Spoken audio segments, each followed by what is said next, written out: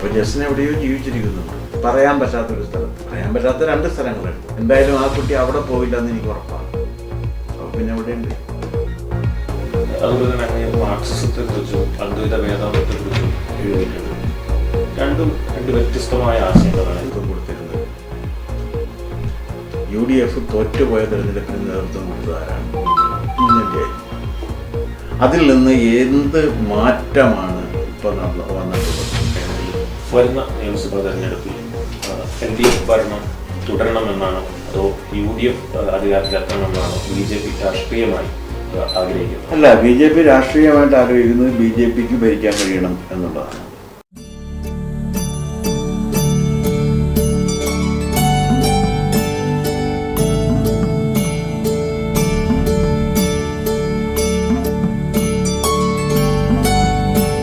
നമസ്കാരം.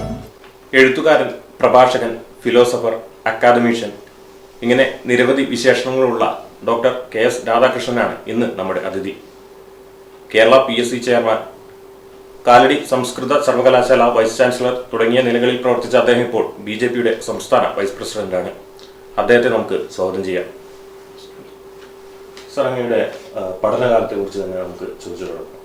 പ്രീ ഡിഗ്രിക്ക് അങ്ങ് എക്കണോമിക്സ് ആയിരുന്നു അങ്ങയുടെ വിഷയം. പക്ഷേ ബിരുദ പഠനത്തിന് അങ്ങ് തിരഞ്ഞെടുത്തത് ഫിലോസഫിയാണ്. എന്തുകൊണ്ടാണ് ഫിലോസഫി തന്നെ തിരഞ്ഞെടുത്തത്? അത് എറണാകുളം മഹാരാജാസ് കോളേജിലാണ് ഞാൻ പ്രീ ഡിഗ്രി തുടങ്ങി MA വരെ പഠിച്ചത്. അപ്പോൾ മഹാരാജാസ് കോളേജിൻ്റെ അന്നത്തെ ഒരു പ്രത്യേകത എന്താണെന്ന് വെച്ചാൽ, മാർക്ക് ഉള്ള വിദ്യാർത്ഥികൾക്ക് അഡ്മിഷൻ ഉറപ്പായിട്ട് കിട്ടും. ആരുടെയും ശുപാർശ വേണ്ടാതെ പ്രവേശനം കിട്ടുന്നൊരു സ്ഥലമാണ് മഹാരാജാസ് കോളേജ്. വേറെ അന്ന് എറണാകുളത്തുള്ള കോളേജുകൾ ഒന്ന് സെയിൻറ്റ് ആൽബർട്ട്സും പിന്നെ തേവര കോളേജ്, SH കോളേജ് എന്ന് പറഞ്ഞ സേക്രഡ് ഹാർട്ട് തേവര കോളേജ് എന്നാണ് പറഞ്ഞിരുന്നത്. അങ്ങനെയുള്ള കോളേജുകളാണ്. അവിടെയൊക്കെ കിട്ടണം എന്നുണ്ടെങ്കിൽ നിങ്ങൾക്ക് ശുപാർശകൾ വേണ്ടി വരും. മഹാരാജാസ് കോളേജിൽ കിട്ടണം എന്നുണ്ടെങ്കിൽ മാർക്കിൻ്റെ മെരിറ്റ് അടിസ്ഥാനത്തിൽ മാത്രം പ്രവേശനം ലഭിക്കുന്ന സ്ഥലമാണ്. അപ്പോൾ അങ്ങനെ മഹാരാജാസ് കോളേജിൽ അഡ്മിഷൻ കിട്ടി. എനിക്ക് പല കാരണങ്ങൾ കൊണ്ട് അക്കാലത്തൊരു ജീവിതത്തിൻ്റെ പ്രയാസങ്ങളൊക്കെ കൊണ്ട് എനിക്ക് 3rd ഗ്രൂപ്പ് ആണ് എടുക്കാൻ കഴിഞ്ഞത്. ഫസ്റ്റ് ഗ്രൂപ്പിന് അഡ്മിഷൻ കിട്ടുമായിരുന്നു, പക്ഷെ 3rd ഗ്രൂപ്പാണ് എടുക്കാൻ കഴിഞ്ഞത്. അപ്പോൾ 3rd ഗ്രൂപ്പിൽ ഞാൻ ഇക്കണോമിക്സ് ആയിരുന്നു എടുത്തിരുന്നത്. അപ്പോൾ അന്നത്തെ ഒരു ലക്ഷ്യം എന്ന് പറഞ്ഞാൽ ഇക്കണോമിക്സ് എടുക്കുക, എന്നിട്ട് സിവിൽ സർവീസിന് വേണ്ടി എഴുതുക എന്നൊക്കെ ഉള്ളൊരു ധാരണ ഉണ്ടായിരുന്നു. ഇക്കണോമിക്സ് അന്ന് വലിയൊരു സബ്ജക്റ്റായിരുന്നു. പക്ഷെ അങ്ങനെ അതിനിടക്കാണ് ഞാൻ ഫിലോസഫിയിലൊരു വലിയ പ്രൊഫസർ ഉണ്ടായിരുന്നു, പ്രൊഫസർ K. രാമേന്ദ്രൻ നായർ എന്ന് പറഞ്ഞു. അദ്ദേഹം പിന്നീട് സ്വാമി സത്യാനന്ദ എന്ന പേരിൽ സന്യാസം സ്വീകരിക്കുകയാണ് ചെയ്തത്. അദ്ദേഹം ഈ കോളേജ് അധ്യാപകരുടെ നേതാവായിരുന്നു. AKGCT എന്ന് പറഞ്ഞ സംഘടനയുടെ സെക്രട്ടറി ആയിരുന്നു. കേരള യൂണിവേഴ്സിറ്റിയുടെ സിൻഡിക്കേറ്റ് മെമ്പറൊക്കെ ആയിരുന്ന ഒരാളാണ്. അപ്പം ഞാൻ എക്കണോമിക്സിൻ്റെ അഡ്മിഷന് വേണ്ടി വന്ന് നിൽക്കുമ്പോഴാണ് സാറ് പറഞ്ഞു, യു കം ടു ഫിലോസഫി. അപ്പോൾ എക്കണോമിക്സിനുണ്ട്, ഫിലോസഫിക്കുണ്ട്, പൊളിറ്റിക്കൽ സയൻസിനുണ്ട്. ഈ 3 എനിക്ക് കാർഡുണ്ട്, ഇഷ്ടമുള്ളത് ചേരാം. അന്ന് അങ്ങനെ ഒരു സിസ്റ്റം ഉണ്ട്, ചോയ്സ് അനുസരിച്ചിട്ടാണ്. അപ്പോഴാണ് പറഞ്ഞത് യു കം ടു ഫിലോസഫി എന്ന് പറഞ്ഞത്. അപ്പോൾ അതിനു മുമ്പ് ഞാൻ അദ്ദേഹത്തിൻ്റെ ഒരു പ്രഭാഷണം കേട്ടിട്ടുണ്ട്. അദ്ദേഹം അപ്പോൾ എനിക്ക് അന്ന് ബന്ധമുണ്ടായിരുന്ന ഒരു ചെറിയ രാഷ്ട്രീയ പ്രസ്ഥാനം ഉണ്ടായിരുന്നു, കോൺഗ്രസ് പരിവർത്തനവാദികൾ എന്ന് പറഞ്ഞു. അപ്പോൾ ഞങ്ങളുടെ പാർട്ടി ഓഫീസിൽ അദ്ദേഹം കൂടെ കൂടുന്നൊരു നിത്യസന്ദർശകനായിരുന്നു. അവിടെ പല വിധത്തിലുള്ള ചർച്ചകൾ നടക്കും. അപ്പോൾ ആ കൂട്ടത്തിൽ കൂടി അദ്ദേഹത്തിൻ്റെ ഒരു പ്രഭാഷണം അവിടെ ഉണ്ടായിരുന്നു. ആ പ്രഭാഷണം ഹെഗലിൻ്റെ തത്വശാസ്ത്രത്തെക്കുറിച്ചായിരുന്നു. അപ്പോൾ ഹെഗലിൻ്റെ തത്വശാസ്ത്രത്തെക്കുറിച്ചുള്ള അദ്ദേഹത്തിൻ്റെ പ്രസംഗം കേട്ടപ്പോൾ എനിക്ക് വലിയ താല്പര്യം തോന്നി ഈ പാശ്ചാത്യ തത്വചിന്തയോട്. അങ്ങനെയാണ് അദ്ദേഹം എന്നെ യു കം ടു ഫിലോസഫി എന്ന് പറയുകയും ഞാൻ പിന്നെ ഫിലോസഫി എടുക്കുകയും ചെയ്യുന്നുണ്ടായത്. BA-ക്കും പിന്നെ MA-ക്കും ഫിലോസഫി അങ്ങനെ വരെ ഞാൻ അവിടെയാണ് പഠിച്ചത്. അതുകൊണ്ടാണ് അതിൻ്റെ ഒരു കാരണം. ഈ ഒരു ഫിലോസഫിയിലുള്ളൊരു പഠനം അങ്ങയുടെ സ്വഭാവത്തിലും അതുപോലെ കാഴ്ചപ്പാടിലും എന്തൊക്കെ മാറ്റങ്ങളാണ് വരുത്തിയത്? അല്ല, അങ്ങനെയല്ല.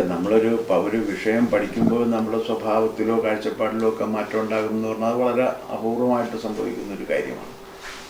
പക്ഷേ എനിക്ക് ഉണ്ടായ ഒരു താല്പര്യം എന്താണെന്ന് വെച്ച് കഴിഞ്ഞാൽ, ഈ ഫിലോസഫി വളരെ സീരിയസ് ആയിട്ട് പഠിക്കണം എന്നൊരു താല്പര്യം വന്നുപെട്ടു.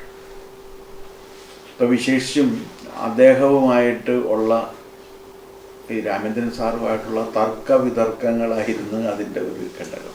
പലപ്പോഴും ക്ലാസ് മുറികളിൽ ആരംഭിക്കുന്ന ചർച്ചയല്ല, ചോദ്യം ഉത്തരം, തർക്കം വിതർക്കം, കുയുക്തി ഇങ്ങനെയൊക്കെ പോകുന്നത് ചിലപ്പോൾ ക്ലാസ് മുറിക്ക് പുറത്തു നിന്ന് ഞങ്ങളിങ്ങനെ റോട്ടിലൂടെ നടന്നും ഇതിങ്ങനെ തർക്കിച്ച് പോകുന്നൊരു കാലം ഉണ്ടായിരുന്നു. സത്യത്തിൽ അതിലൂടെയാണ് ഞാൻ ഫിലോസഫിയുടെ സൂക്ഷ്മാംശങ്ങൾ ഗ്രഹിക്കാൻ കഴിഞ്ഞത്. രാമേന്ദ്രൻ സാറുമായിട്ടുള്ള എൻ്റെ ഈ സംവാദത്തിലായിരുന്നു. സംവാദം എന്ന് പറയാൻ പറ്റില്ല, ഞാനിങ്ങനെ ചോദ്യങ്ങൾ ചോദിക്കുക, സാർ അതിന് ഉത്തരം പറയുക എന്നുള്ളതായിരുന്നു. അപ്പോൾ അതായിരുന്നു സത്യത്തിൽ എനിക്കൊരു ഫിലോസഫിയിൽ കുറേ കൂടിയൊക്കെ ആഴത്തിൽ പോകണം എന്നൊരു താല്പര്യം വന്നത് അങ്ങനെയാണ്. അത് നമ്മുടെ സ്വഭാവത്തെ സ്വാധീനിക്കുക എന്ന് പറഞ്ഞു കഴിഞ്ഞാൽ അത് വളരെ അപൂർവമായിട്ട് പഠിക്കുന്ന വിഷയം ഒരു പഠിതാവിൻ്റെ സ്വഭാവത്തെ സ്വാധീനിക്കുക എന്ന് പറഞ്ഞു കഴിഞ്ഞാൽ അത് അത്ര എളുപ്പമുള്ളൊരു കാര്യമല്ല. അപ്പോൾ ഫിലോസഫി ഏതൊക്കെ അംശത്തിൽ എന്നിൽ സ്വാധീനം ചെലുത്തിയിട്ടുണ്ടെന്നതിനെക്കുറിച്ചൊരു അസസ്മെൻറ്റ് ഞാൻ ഇതുവരെ നടത്തിയിട്ടില്ല. അപ്പം എനിക്കത് കാരണം അത് കൃത്യമായിട്ട് അറിയാനും പാടില്ല. അതുകൊണ്ട് അതിനൊരു ഉത്തരം പറയുക പ്രയാസമാണ്. അതുപോലെ ഈ ഭാരതീയ ദർശനങ്ങളും വെസ്റ്റേൺ ഫിലോസഫിയും തമ്മിലുള്ള പ്രധാന വ്യത്യാസങ്ങൾ എന്തൊക്കെയാണ് അങ്ങയുടെ ഒരു അഭിപ്രായം? അത് ഈ ഏറ്റവും പ്രധാനപ്പെട്ട വ്യത്യാസം ഭാരതത്തിനുള്ളത് ദർശനങ്ങളാണ്, പാശ്ചാത്യ ലോകത്തുള്ളത് ഫിലോസഫിയാണ്. രണ്ടും അടിസ്ഥാനപരമായി വ്യത്യാസമുള്ള കാര്യമാണ്. ദർശനം എന്ന് പറഞ്ഞാൽ തന്നെ ദർശിച്ചാണ്, നിങ്ങൾ കണ്ടതാണ്, നിങ്ങൾ അനുഭവിച്ചതാണ്. ആ അനുഭവത്തിൻ്റെ തലമാണ് ദർശനത്തിൻ്റെ അടിസ്ഥാന പ്രമാണം. അത് നമ്മുടെ ഇന്ദ്രിയാനുഭവത്തിൽ നിന്ന് തുടങ്ങി ഇന്ദ്രിയാതീതമായ അനുഭൂതിയിലേക്ക് എത്തുന്നത് വരെ അനുഭവത്തിൻ്റെ റേഞ്ച് ഇങ്ങനെ മാറിക്കൊണ്ടിരിക്കും. അപ്പോഴും അനുഭവം തന്നെയാണത്. എനിക്കറിയാം, പക്ഷെ അതെങ്ങനെയാണ് എന്ന് പറയാൻ കഴിയുന്നില്ല എന്നൊരാൾ പറയുമ്പോഴും അദ്ദേഹം അത് അനുഭവിച്ചിട്ടുണ്ട്. അപ്പോൾ അനുഭവിച്ച കാര്യമാണത്. അതാണ് ദർശനം. ആ ദർശനം ഇന്ത്യയിൽ തുടങ്ങുന്നത് ചാർവാക ദർശനം. ചാർവാകന്മാർ ഋഷിമാരായിരുന്നു, അവർ മന്ത്ര സൃഷ്ടാക്കളായിരുന്നു.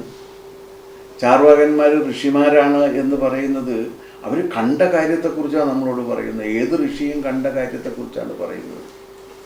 അപ്പോൾ കണ്ട കാര്യത്തെക്കുറിച്ച് അല്ലെങ്കിൽ അനുഭവിച്ചറിഞ്ഞ കാര്യത്തെക്കുറിച്ചാണ് ഋഷിമാർ സംസാരിക്കുന്നത്. അപ്പോൾ ചാർവാകമാണെന്ന് ലോകത്തുണ്ടായിരിക്കുന്ന ഏറ്റവും ശക്തമായ, ഏറ്റവും യുക്തിഭദ്രമെന്ന് വിശേഷിപ്പിക്കാവുന്ന ഈ ഭൗതികവാദ ദർശനം ചാർവാക ദർശനമാണ്. കാരണം ഈ കണ്ണുകൊണ്ടും മൂക്കുകൊണ്ടും നാക്കുകൊണ്ടും ത്വക്കുകൊണ്ടും രുചിച്ചറിയാവുന്നത് എന്തൊക്കെയുണ്ടോ അത് മാത്രമേ ലോകത്തുള്ളൂ എന്നും അതിനപ്പുറത്തേക്കൊന്നുമില്ല എന്നും അതനുസരിച്ച് ഈ ലോകത്തിന് സ്വാഭാവികമായിട്ട് ദൈവമോ ആത്മാവോ ഒന്നും നമുക്ക് ഇന്ദ്രിയങ്ങൾ കൊണ്ട് അറിയാൻ കഴിയുന്നില്ല എന്നും ആ സാഹചര്യത്തിൽ കിട്ടാവുന്നത്രയും സുഖം, ഇന്ദ്രിയ സുഖം പകർന്ന് അനുഭവിച്ച് ജീവിക്കുന്നതാണ് ഉത്തമമായ ജീവിതമെന്ന് നിഷ്കർഷിക്കുന്നതാണ് ചാർവാകന്മാർ. അവരും ഋഷിമാരായിട്ടാണ്. ചാർവാക ഋഷിയാണ്. ആ ചാർവാകത്തിൽ തുടങ്ങി അദ്വൈത അനുഭൂതി വരെ നീണ്ടുപോകുന്ന ഒരു വലിയ ദാർശനിക ധാര നമുക്കുണ്ട്. അത് മുഴുവൻ അനുഭവത്തെ ആശ്രയിച്ചിട്ടുള്ളതാണ്. ആ അനുഭവം ഇന്ദ്രിയാനുഭവം മുതൽ ഇന്ദ്രിയാതീതമായ അനുഭൂതി വരെ എത്തും എന്നുള്ളതാണ്. ആ ഇന്ദ്രിയ അതീതമായ അനുഭൂതിയിലാണ് അദ്വൈത ദർശനത്തിൻ്റെ സാകല്യം കാണാൻ കഴിയുന്നത്. അപ്പോൾ അതും അനുഭവമാണ്. പാശ്ചാത്യ ഫിലോസഫി എന്ന് പറഞ്ഞാൽ സ്പെക്കുലേഷൻ, അഭ്യൂഹമാണ്, അനുഭവിച്ചതല്ല. അവർ പറയുന്നത് from the known to the unknown ആണ്. അറിഞ്ഞതിൽ നിന്നും അറിയാത്തതിലേക്കുള്ള പോക്കാണ്. ഈ അറിഞ്ഞതിൽ നിന്നും അറിയാത്തതിലേക്ക് പോകുമ്പോൾ അൺനോൺ എന്താണെന്ന് ചോദിച്ചാൽ എന്ത് പറയാൻ പറ്റും? ഒരാൾക്കും ഒന്നും പറയാൻ പറ്റില്ല. അപ്പോൾ അറിഞ്ഞതിൽ നിന്നും അറിയാത്തതിലേക്ക് പോവുകയും അറിയാത്ത കാര്യത്തെക്കുറിച്ചുള്ള അഭ്യൂഹങ്ങളാണ് ഫിലോസഫി ആയിട്ട് മാറുന്നത്. ഇവിടെ അനുഭവവും അവിടെ അഭ്യൂഹവുമാണ്. സ്പെക്കുലേറ്റീവ് വിസ്ഡം എന്നാണ് അവരതിനെ പറയുന്നത്. സ്പെക്കുലേറ്റീവ് വിസ്ഡം എന്ന് പറഞ്ഞാൽ നമ്മൾ അതിനെക്കുറിച്ച് പറയണം.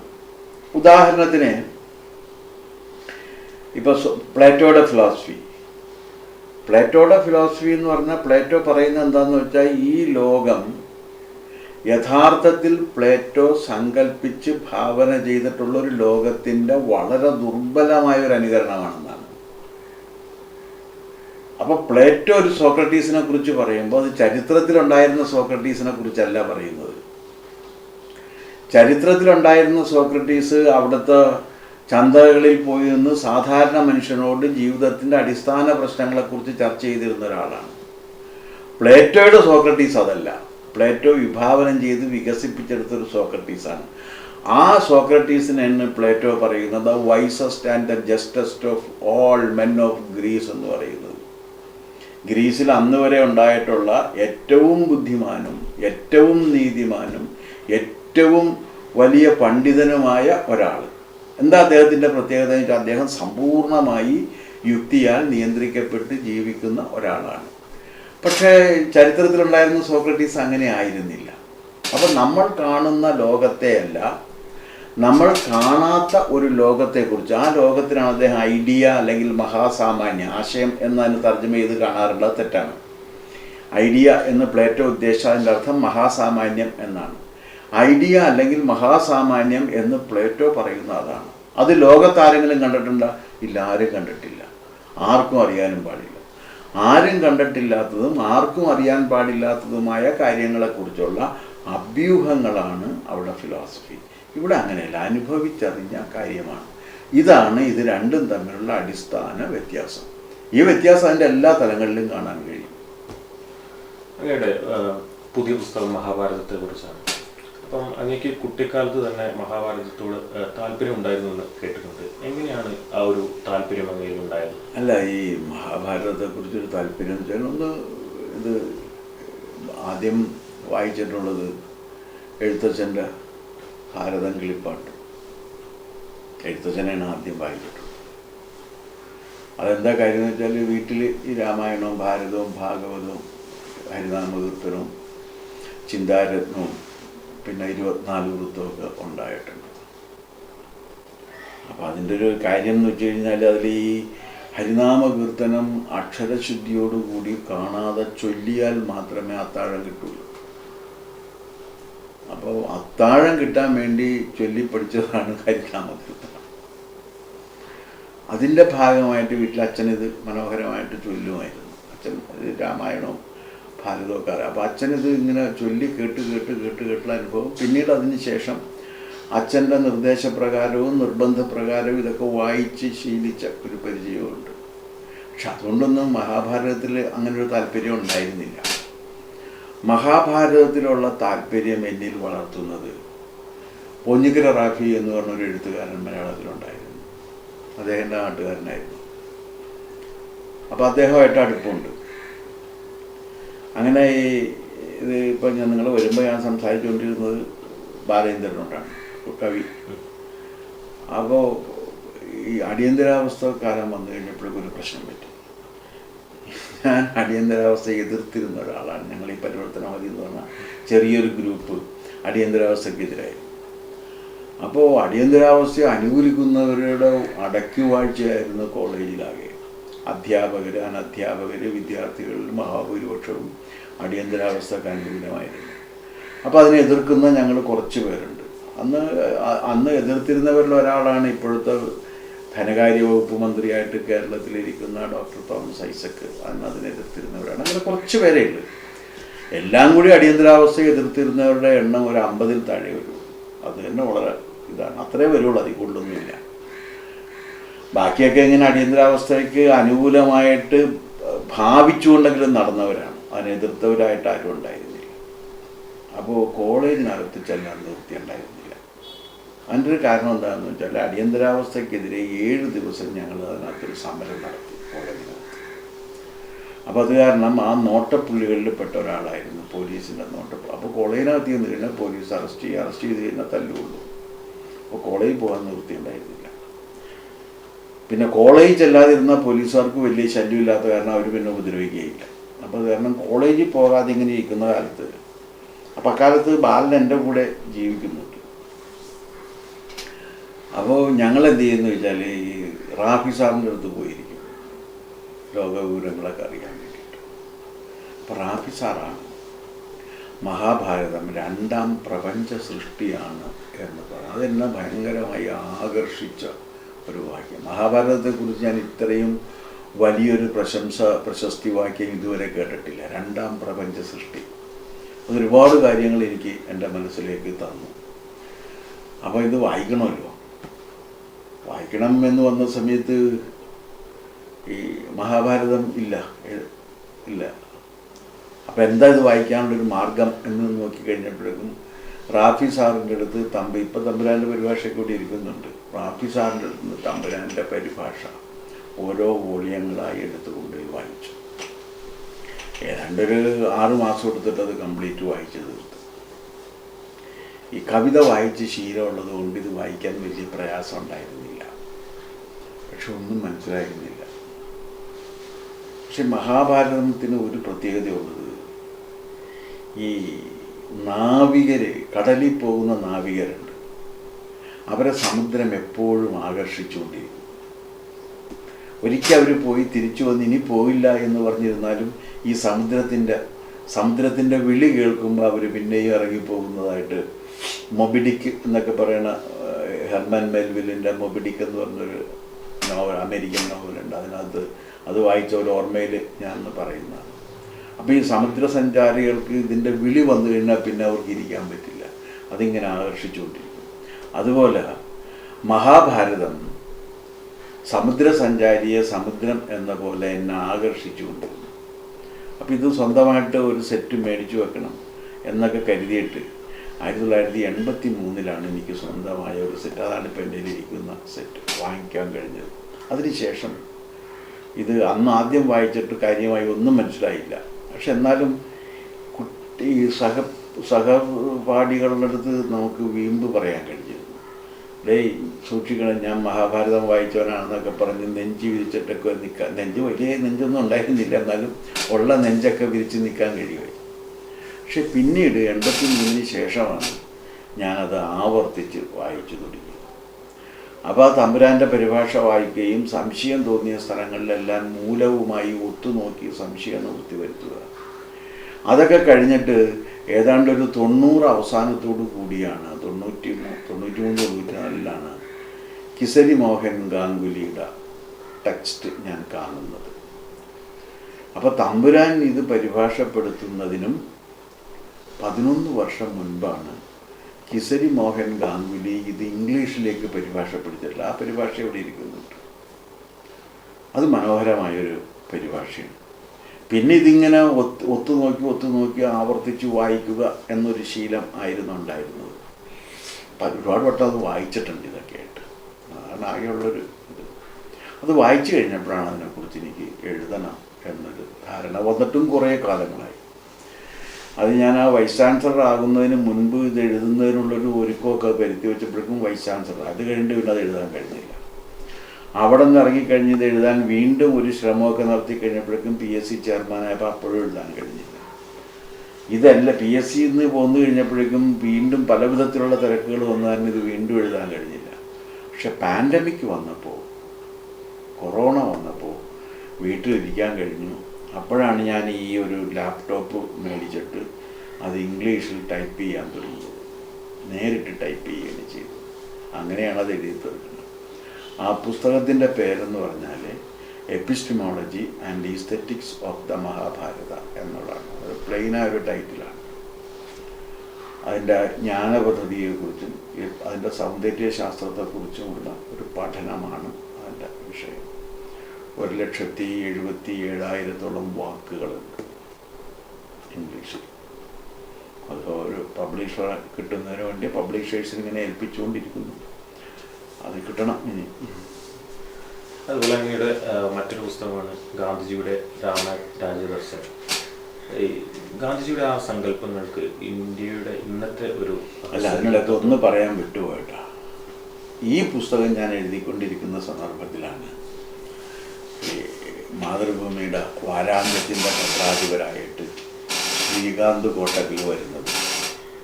അപ്പോൾ അദ്ദേഹവുമായിട്ട് സംസാരിച്ചപ്പോൾ ഞാൻ ഇതിനകത്ത് ചില അനക്ഡോട്ട്സിനെ കുറിച്ച് പറഞ്ഞു. അപ്പോൾ അദ്ദേഹം പറഞ്ഞാൽ അത് അദ്ദേഹത്തിന് എഴുതി കൊടുക്കണം എന്നുകൊണ്ട് ഒരെണ്ണം എഴുതി കൊടുത്തു. അപ്പോൾ അദ്ദേഹം അത് തുടരും എന്ന് പറഞ്ഞു. അങ്ങനെ ഇപ്പോൾ 30 എഴുതി. അതിൽ 29 എണ്ണം വാരാന്ത്യത്തിൽ പ്രസിദ്ധീകരിച്ച് കഴിഞ്ഞ് അത് പുസ്തകമാകുകയാണ്. മഹാഭാരത വിചാരൻ എന്ന പേരിൽ മാതൃഭൂമി സൺഡേ സപ്ലിമെൻറ്റിൽ പ്രസിദ്ധീകരിച്ചിരുന്ന അത് ഇറങ്ങുന്നുണ്ട്. അത് ഈ പഠനവുമായിട്ടൊരു ബന്ധവുമില്ലാത്ത പുസ്തകമാണ്. പിന്നെ രാമരാജ്യ ദർശനം എന്ന് പറഞ്ഞു കഴിഞ്ഞാൽ ഗാന്ധിജിയിലേക്ക് സത്യത്തിൽ ഈ സ്കൂൾ പഠനകാലത്ത് ഗാന്ധിയെക്കുറിച്ച് നമുക്കുള്ള പരിജ്ഞാനം വളരെ കുറവാണ്. നമ്മൾ സത്യാന്വേഷണ പരീക്ഷണ കഥയെക്കുറിച്ചൊക്കെ കേട്ടിട്ടുണ്ട്, അതിൻ്റെ ഏതെങ്കിലുമൊക്കെ ഭാഗം പഠിച്ചിട്ടുണ്ട്. പിന്നെ ചരിത്ര പുസ്തകത്തിൽ ഗാന്ധിയെക്കുറിച്ചുള്ള ഇത് കേട്ടിട്ടുണ്ടെങ്കിലും ഗാന്ധിയേക്കാൾ കൂടുതൽ ഒരു മഹത്വം ആരോപിച്ചുകൊണ്ട് നമ്മൾ ആരോപിക്കപ്പെട്ട മഹത്വവുമായി നമ്മുടെ മുമ്പിൽ നിന്നത് നെഹ്റുവും ബാക്കിയുള്ളവരൊക്കെയാണ്. അപ്പോൾ 1984 ഞാൻ മഹാരാജാസ് കോളേജിൽ പഠിപ്പിക്കുമ്പോൾ ജനറൽ എസ്സേ എന്ന് പറഞ്ഞിട്ടൊരു പേപ്പറുണ്ട് MAക്ക്. ആ പേപ്പറിൻ്റെ പ്രത്യേകത എന്താണെന്ന് വെച്ചാൽ അതിൽ 10 സബ്ജക്റ്റ് കൊടുത്തിട്ട് ഒരു സബ്ജക്റ്റിനെ കുറിച്ച് മാത്രം എഴുതലാണ്. ഒരു ഡെസർട്ടേഷൻ പോലെ പരീക്ഷയ്ക്ക് എഴുതലാണ് ഇതിൻ്റെ സംഭവം. ഒറ്റ എസ്സേ എഴുതുന്നതാണ് ജനറൽ എസ്സേ. അപ്പോൾ അത് ഏതൊക്കെ സബ്ജക്റ്റ് വേണം എന്നുള്ളത് കുട്ടികൾ ആവശ്യപ്പെടും. അപ്പോൾ കുട്ടികൾ ആവശ്യപ്പെടുമ്പോൾ അത് നമ്മൾ പ്രിപ്പയർ ചെയ്ത് അവരെ പഠിപ്പിക്കണം. അതാണ് എൻ്റെ രീതി. അപ്പോൾ 84 ഞാൻ പഠിപ്പിച്ചുകൊണ്ടിരിക്കുമ്പോൾ MA കുട്ടികൾ പറഞ്ഞ് ഞങ്ങൾക്ക് ഗാന്ധിയൻ ഫിലോസഫിയെക്കുറിച്ച് പറഞ്ഞു നമ്മൾ. അപ്പോൾ സത്യത്തിൽ ഞാനപ്പോൾ ഗാന്ധിയൻ ഫിലോസഫി എനിക്കൊന്നും അറിയില്ല. അങ്ങനെയാണ് എന്ത് ചെയ്യുന്നത് വെച്ച് കഴിഞ്ഞാൽ ഗാന്ധിയുടെ സിലക്റ്റഡ് വർക്ക്സ് എടുത്ത് വായിക്കാൻ തുടങ്ങി. ആ സിലക്റ്റഡ് വർക്ക്സ് വായിച്ച് തുടങ്ങിയപ്പോഴാണ് അതെനിക്കൊരു വലിയ എന്താ പറയേണ്ടത് എൻ്റെ കണ്ണ് തുറപ്പിക്കുന്ന ഒന്നായിരുന്നു. വായിച്ചു തുടങ്ങിയിട്ട് ഞാൻ ഒരാഴ്ച ലീവ് എടുത്തിരുന്ന് വായിച്ചു. അതിലൊരുപാട് ഭാഗങ്ങൾ വായിച്ചപ്പോൾ ഞാൻ അറിയാതെ കരഞ്ഞു പോവുകയും ചെയ്തിട്ടുണ്ട്. അപ്പോഴാണ് എനിക്ക് ഇദ്ദേഹം മഹാത്മാഗാന്ധി ഈ അദ്വൈത വേദാന്ത സാരം അനുഭൂതിയാക്കി മാറ്റിയ ഒരാളാണെന്ന് മനസ്സിലാകുന്നത് അപ്പോഴാണ്.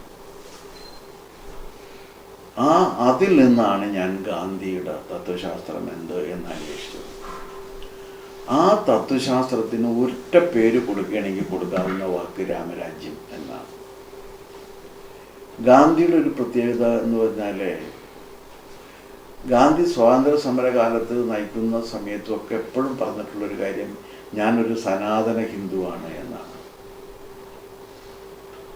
അസത്യം ഞാനൊരു സെക്യുലറിസ്റ്റ് ആണെന്നാണ് ആര് പറഞ്ഞിരുന്നത്? നെഹ്റു പറഞ്ഞിരുന്നത്. ഗാന്ധി അങ്ങനെയല്ല, ഞാൻ ഹിന്ദുവാണ്, സനാതന ഹിന്ദുവാണ്. അത് ആവർത്തിച്ച് അദ്ദേഹം പറഞ്ഞിരുന്നു. മാത്രവുമല്ല അദ്ദേഹത്തിൻ്റെ ഇത് സ്വാധീന സ്രോതസ്സുകൾ നോക്കിക്കഴിഞ്ഞാൽ അത് രാമായണവും ഭഗവത്ഗീതയുമാണ്. ഈ രാമായണത്തിൻ്റെ വിവിധ വശങ്ങളെക്കുറിച്ച് അദ്ദേഹം സുദീർഘമായ പഠനങ്ങൾ നടത്തിയിട്ടുള്ള ഒരാളാണ് ഗാന്ധി.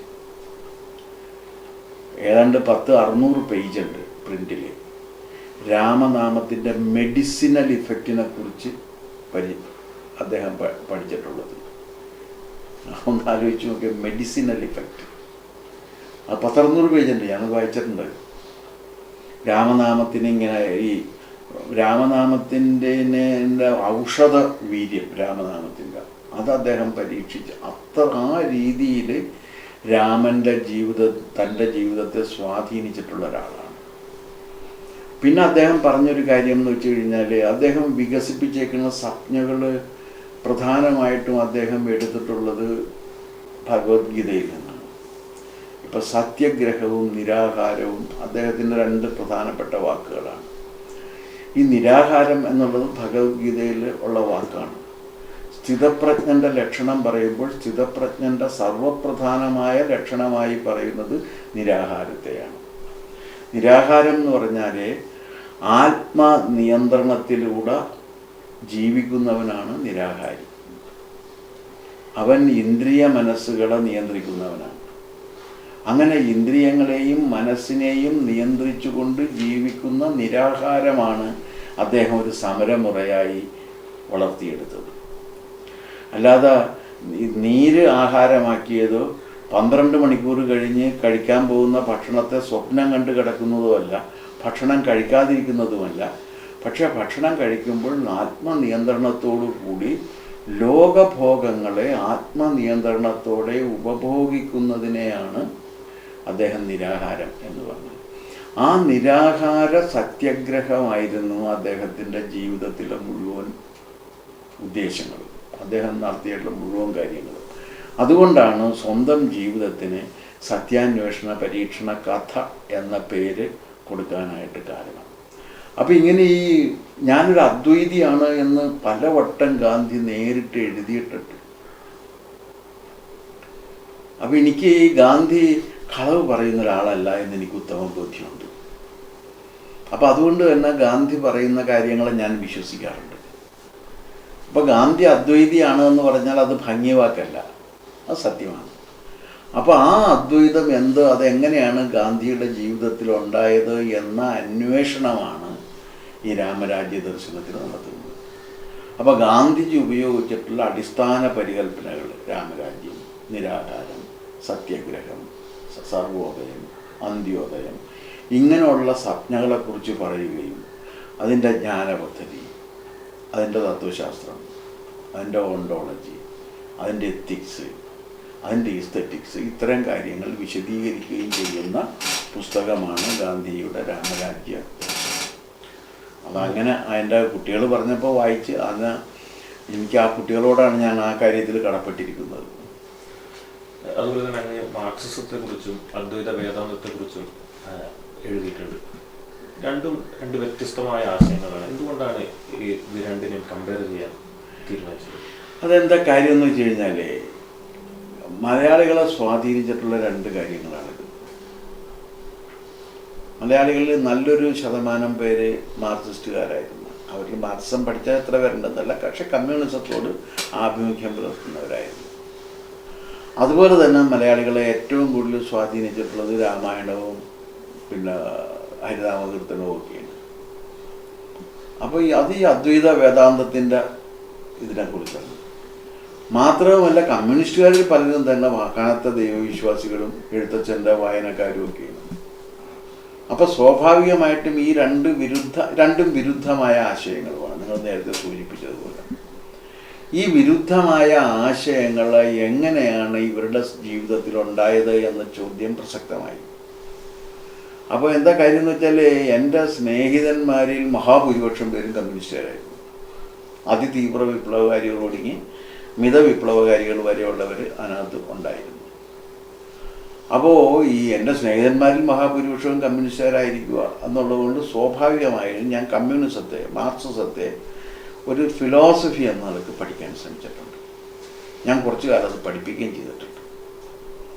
അപ്പോൾ ഒരു ഫിലോസഫി എന്ന നിലക്ക് മാർക്സിസം പഠിക്കുകയും പഠിപ്പിക്കുകയും ഒക്കെ ചെറുപ്പം മുതലേ പഠിക്കുകയും പഠിപ്പിക്കുകയും ഒക്കെ ചെയ്തതിൻ്റെ പശ്ചാത്തലത്തിലാണ് ഈ മലയാളിയുടെ ജീവിതത്തെ സ്വാധീനിച്ച ഈ 2 കാര്യങ്ങളെക്കുറിച്ചൊരു താരതമ്യ പഠനം വേണം എന്ന് കരുതി. അത് എഴുതുമ്പോൾ ഞാൻ വളരെ ചെറുപ്പമാണ്, എനിക്ക് കഷ്ടി 10-28 വയസ്സേ ഉള്ളൂ. ആ പ്രായത്തിലാണ് ഞാൻ ആ ഒരു പുസ്തകം എഴുതുന്നത്, മാർക്സിസവും അദ്വൈത വേദാന്തവും എന്ന പുസ്തകം എഴുതുന്നത്. എൻ്റെ ഒരു പുസ്തകത്തിനെ ഔദാരിക ഇതുവരെ ഉണ്ടായിട്ടുള്ളൂ, അത് ആ പുസ്തകത്തിനാണ്. അതിനെ ഔദാരിക എഴുതിയിരിക്കുന്നത് M.T. വാസുദേവൻ നായരുമാണ്. അതുപോലെ ഇപ്പം നമ്മുടെ സംസ്കൃതത്തിൻ്റെ കാര്യമെടുക്കുന്നു. സംസ്കൃതത്തിൽ ഇന്ന് വിദ്യാഭ്യാസ മേഖലയിൽ പ്രത്യേകിച്ച് സ്കൂൾ തലത്തിലും കോളേജ് തലത്തിലും കൂടുതൽ പ്രാധാന്യം ലഭിക്കുന്നുണ്ട്. അതെന്താ കാര്യം എന്ന് വെച്ച് കഴിഞ്ഞാൽ നമ്മുടെ നാട്ടിൽ സംസ്കൃതം പഠിക്കുന്നതിന് ഒരു രീതിയുണ്ട്. അത് സിദ്ധരൂപം മുതലും കൂടി പഠിച്ചു തുടങ്ങുന്ന ഒരു രീതിയാണ്. അങ്ങനെ സംസ്കൃതം പഠിപ്പിച്ചു കഴിഞ്ഞാൽ സംസ്കൃതം പ്രചരിപ്പിക്കപ്പെടില്ല. ഉദാഹരണത്തിന് ഓരോരുത്തർക്കും അവരവർക്ക് ആവശ്യമുള്ള സംസ്കൃതം മതി. പക്ഷെ നമ്മുടെ സംസ്കൃത പഠനം മുഴുവനും ആ സംസ്കൃത ഭാഷയിൽ വലിയ പാണ്ഡിത്യം ലഭിക്കണം എന്ന ലക്ഷ്യത്തോടെയാണ്. അത് സാധിക്കുന്ന കാര്യം എളുപ്പമല്ല. അപ്പോൾ ഒരു ലോയർക്ക് സംസ്കൃതം എത്ര വേണം? അയാൾക്കുള്ള സംസ്കൃതം അയാളെ പഠിപ്പിച്ചു കൊടുക്കണം. ഒരു ആസ്ട്രോഫിസിസ്റ്റിന് വേണ്ട സംസ്കൃതം അയാളെ പഠിപ്പിച്ചു കൊടുക്കണം. ഒരു ഫിലോസഫി വിദ്യാർത്ഥിക്ക് വേണ്ട സംസ്കൃതം അയാളെ പഠിപ്പിച്ചു കൊടുക്കണം. ഒരു ഇക്കണോമിസ്റ്റ് വിദ്യാർത്ഥിക്ക് വേണ്ട സംസ്കൃതം അയാളെ പഠിപ്പിച്ചു കൊടുക്കണം. അങ്ങനെ ഓരോരുത്തർക്കും അവരവർക്ക് ആവശ്യമുള്ള അത്രയും സംസ്കൃതം പഠിപ്പിച്ചു കൊടുക്കുന്ന ഒരു രീതി വേണം. എല്ലാവർക്കും സംസ്കൃതത്തിൻ്റെ ആവശ്യമുണ്ട്. അവരവരുടെ സബ്ജക്റ്റുമായി ബന്ധപ്പെട്ട കാര്യങ്ങൾ മനസ്സിലാക്കാൻ സംസ്കൃതത്തിൻ്റെ ആവശ്യമുണ്ട്. പക്ഷെ അങ്ങനെയല്ല ഈ ഭാഷ പഠിപ്പിക്കുന്നത്. ഇപ്പം രാമ രാമോ രാമോഹ എന്ന് ഇങ്ങനെ പറഞ്ഞ് അങ്ങനെ പഠിച്ചു വരികയാണ്. അത് ശരിയാണത്. ആ ഭാഷയുടെ ഗൗരവത്തിൽ പഠിക്കാൻ അത് നല്ലതാണ്. പക്ഷെ അത് ഭാഷയിൽ മഹാപണ്ഡിതന്മാരാകാൻ ആഗ്രഹിക്കുന്നവർക്കുള്ളതാണ്. പക്ഷെ ഇംഗ്ലീഷ് അങ്ങനെയല്ല. ഒരു ജേർണലിസ്റ്റിന് വേണ്ട ഇംഗ്ലീഷേ പഠിക്കുന്നുള്ളൂ. അയാൾ ഇംഗ്ലീഷിൽ മഹാപണ്ഡിതനല്ല. അയാൾക്ക് എറ്റിമോളജി അറിയണമെന്നില്ല, അയാൾക്ക് ഫോണറ്റിക്സ് അറിയണമെന്നില്ല, അയാൾക്ക് സെമാൻറ്റിക്സ് അറിയണമെന്നില്ല, അയാൾക്ക് അതിൻ്റെ മോർഫോളജി അറിയണമെന്നില്ല. അയാൾക്ക് വേണ്ട ഭാഷയും അയാൾക്ക് വേണ്ട കാര്യവും പഠിച്ചിട്ടാണ് അയാൾ ഈ ജേർണലിസം നടത്തുന്നത്. ഒരു ഫിലോസഫി ടീച്ചർ അയാൾക്ക് വേണ്ടി ഇംഗ്ലീഷിലാണ് പഠിക്കുന്നത്. പക്ഷെ ഒരു ഇംഗ്ലീഷ് അധ്യാപകരായിട്ടോ വരുന്നവർക്ക് സ്വാഭാവികമായും ആ ഭാഷയുടെ സവിശേഷതകളൊക്കെ പഠിക്കേണ്ടി വരും. അത് നമ്മുടെ സമൂഹത്തിൽ വളരെ ചെറിയൊരു ശതമാനത്തിനേ ആവശ്യമുള്ളൂ. എല്ലാവരും അത് കൃത്യമായിട്ട് അറിഞ്ഞിരിക്കണമെന്നില്ല. അതിൻ്റെ വ്യാകരണ നിയമങ്ങളൊക്കെ എല്ലാവരും കൃത്യമായിട്ട് അറിയണമെന്നില്ല. കാരണം എന്താ കാര്യം എന്ന് വെച്ചാൽ, എന്തെങ്കിലും കാരണവശാൽ വ്യാകരണത്തിൽ സംശയം വരണമെങ്കിൽ നമുക്ക് അതിനകത്തുള്ള വിദഗ്ധരെ കൊണ്ട് അന്വേഷിപ്പിക്കാമല്ലോ. നമ്മൾ ഭാഷാ വിദഗ്ധരുണ്ടല്ലോ, അവരുടെ സഹായം തേടിയാൽ പോരെ. പക്ഷെ ഭാഷയിൽ മഹോപണ്ഡിതനാകാൻ വേണ്ടിയിട്ട് നമ്മുടെ ജീവിതകാലം മുഴുവൻ കഴിഞ്ഞാൽ നമുക്ക് നമ്മുടെ വിഷയം പഠിക്കാനും പറ്റില്ല. അപ്പോൾ ആ രീതിയിൽ ഓരോ മനുഷ്യർക്കും ആവശ്യമുള്ള, ഒരു വീട്ടമ്മക്ക് ആവശ്യമുള്ള സംസ്കൃതം നമുക്ക് അവർക്ക് പറഞ്ഞു കൊടുക്കാൻ പറ്റും. ആ രീതിയിലുള്ള ഒരു സംസ്കൃത പഠന സമ്പ്രദായം ഇവിടെ ഇതുവരെ ഉണ്ടായിട്ടില്ല. അപ്പോൾ അതുകൊണ്ടാണ് പലപ്പോഴും സംസ്കൃതം പഠിക്കപ്പെടാതെ പോകുന്നതിൻ്റെ ഒരു കാരണം അതാണ്. നിങ്ങൾക്ക് ഉപയോഗം ഉണ്ടെങ്കിലേ നിങ്ങൾ പഠിക്കുള്ളൂ. അത് നിങ്ങൾക്ക് ഉപയോഗമുള്ള സംസ്കൃതം പഠിക്കാനുള്ളൊരു സാഹചര്യം ഉണ്ടാകണം. ആ രീതിയിലുള്ള ഒരു സംസ്കൃത പഠന സമ്പ്രദായം ഇതുവരെ വികസിപ്പിച്ചെടുത്തിട്ടില്ല. സംസ്കൃത പ്രതിഷ്ഠാനം ഒക്കെ അതിനകത്ത് ശ്രമിക്കുന്നുണ്ട്. വിശ്വ സംസ്കൃത പ്രതിഷ്ഠാനം പോലുള്ള സംഘടനകളൊക്കെ അതിന് ശ്രമിക്കുന്നുണ്ടെങ്കിലും അത് വേണ്ടത്ര അങ്ങ് വികസിച്ച് ഒരു അമൃതഭാരതി എന്ന് പറഞ്ഞൊരു വിഭാഗമുണ്ട്. അവർ സംസ്കൃതത്തിൻ്റെ പ്രചരണത്തിന് വേണ്ടിയൊക്കെ വലിയ രീതിയിൽ പ്രവർത്തിക്കുന്നുണ്ടെങ്കിലും ഞാൻ ഉദ്ദേശിക്കുന്ന രീതിയിൽ അത് ഉണ്ടാക്കുന്ന ഒരു സമ്പ്രദായം ഇതുവരെ വന്നിട്ടില്ല. നമ്മുടെ ന്യായത്തിലും വേദാന്തത്തിലും വ്യാകരണത്തിലും ഒക്കെ വലിയ പണ്ഡിതന്മാരായിട്ടുള്ളവരുണ്ടാക്കിയെടുക്കുകയാണ്.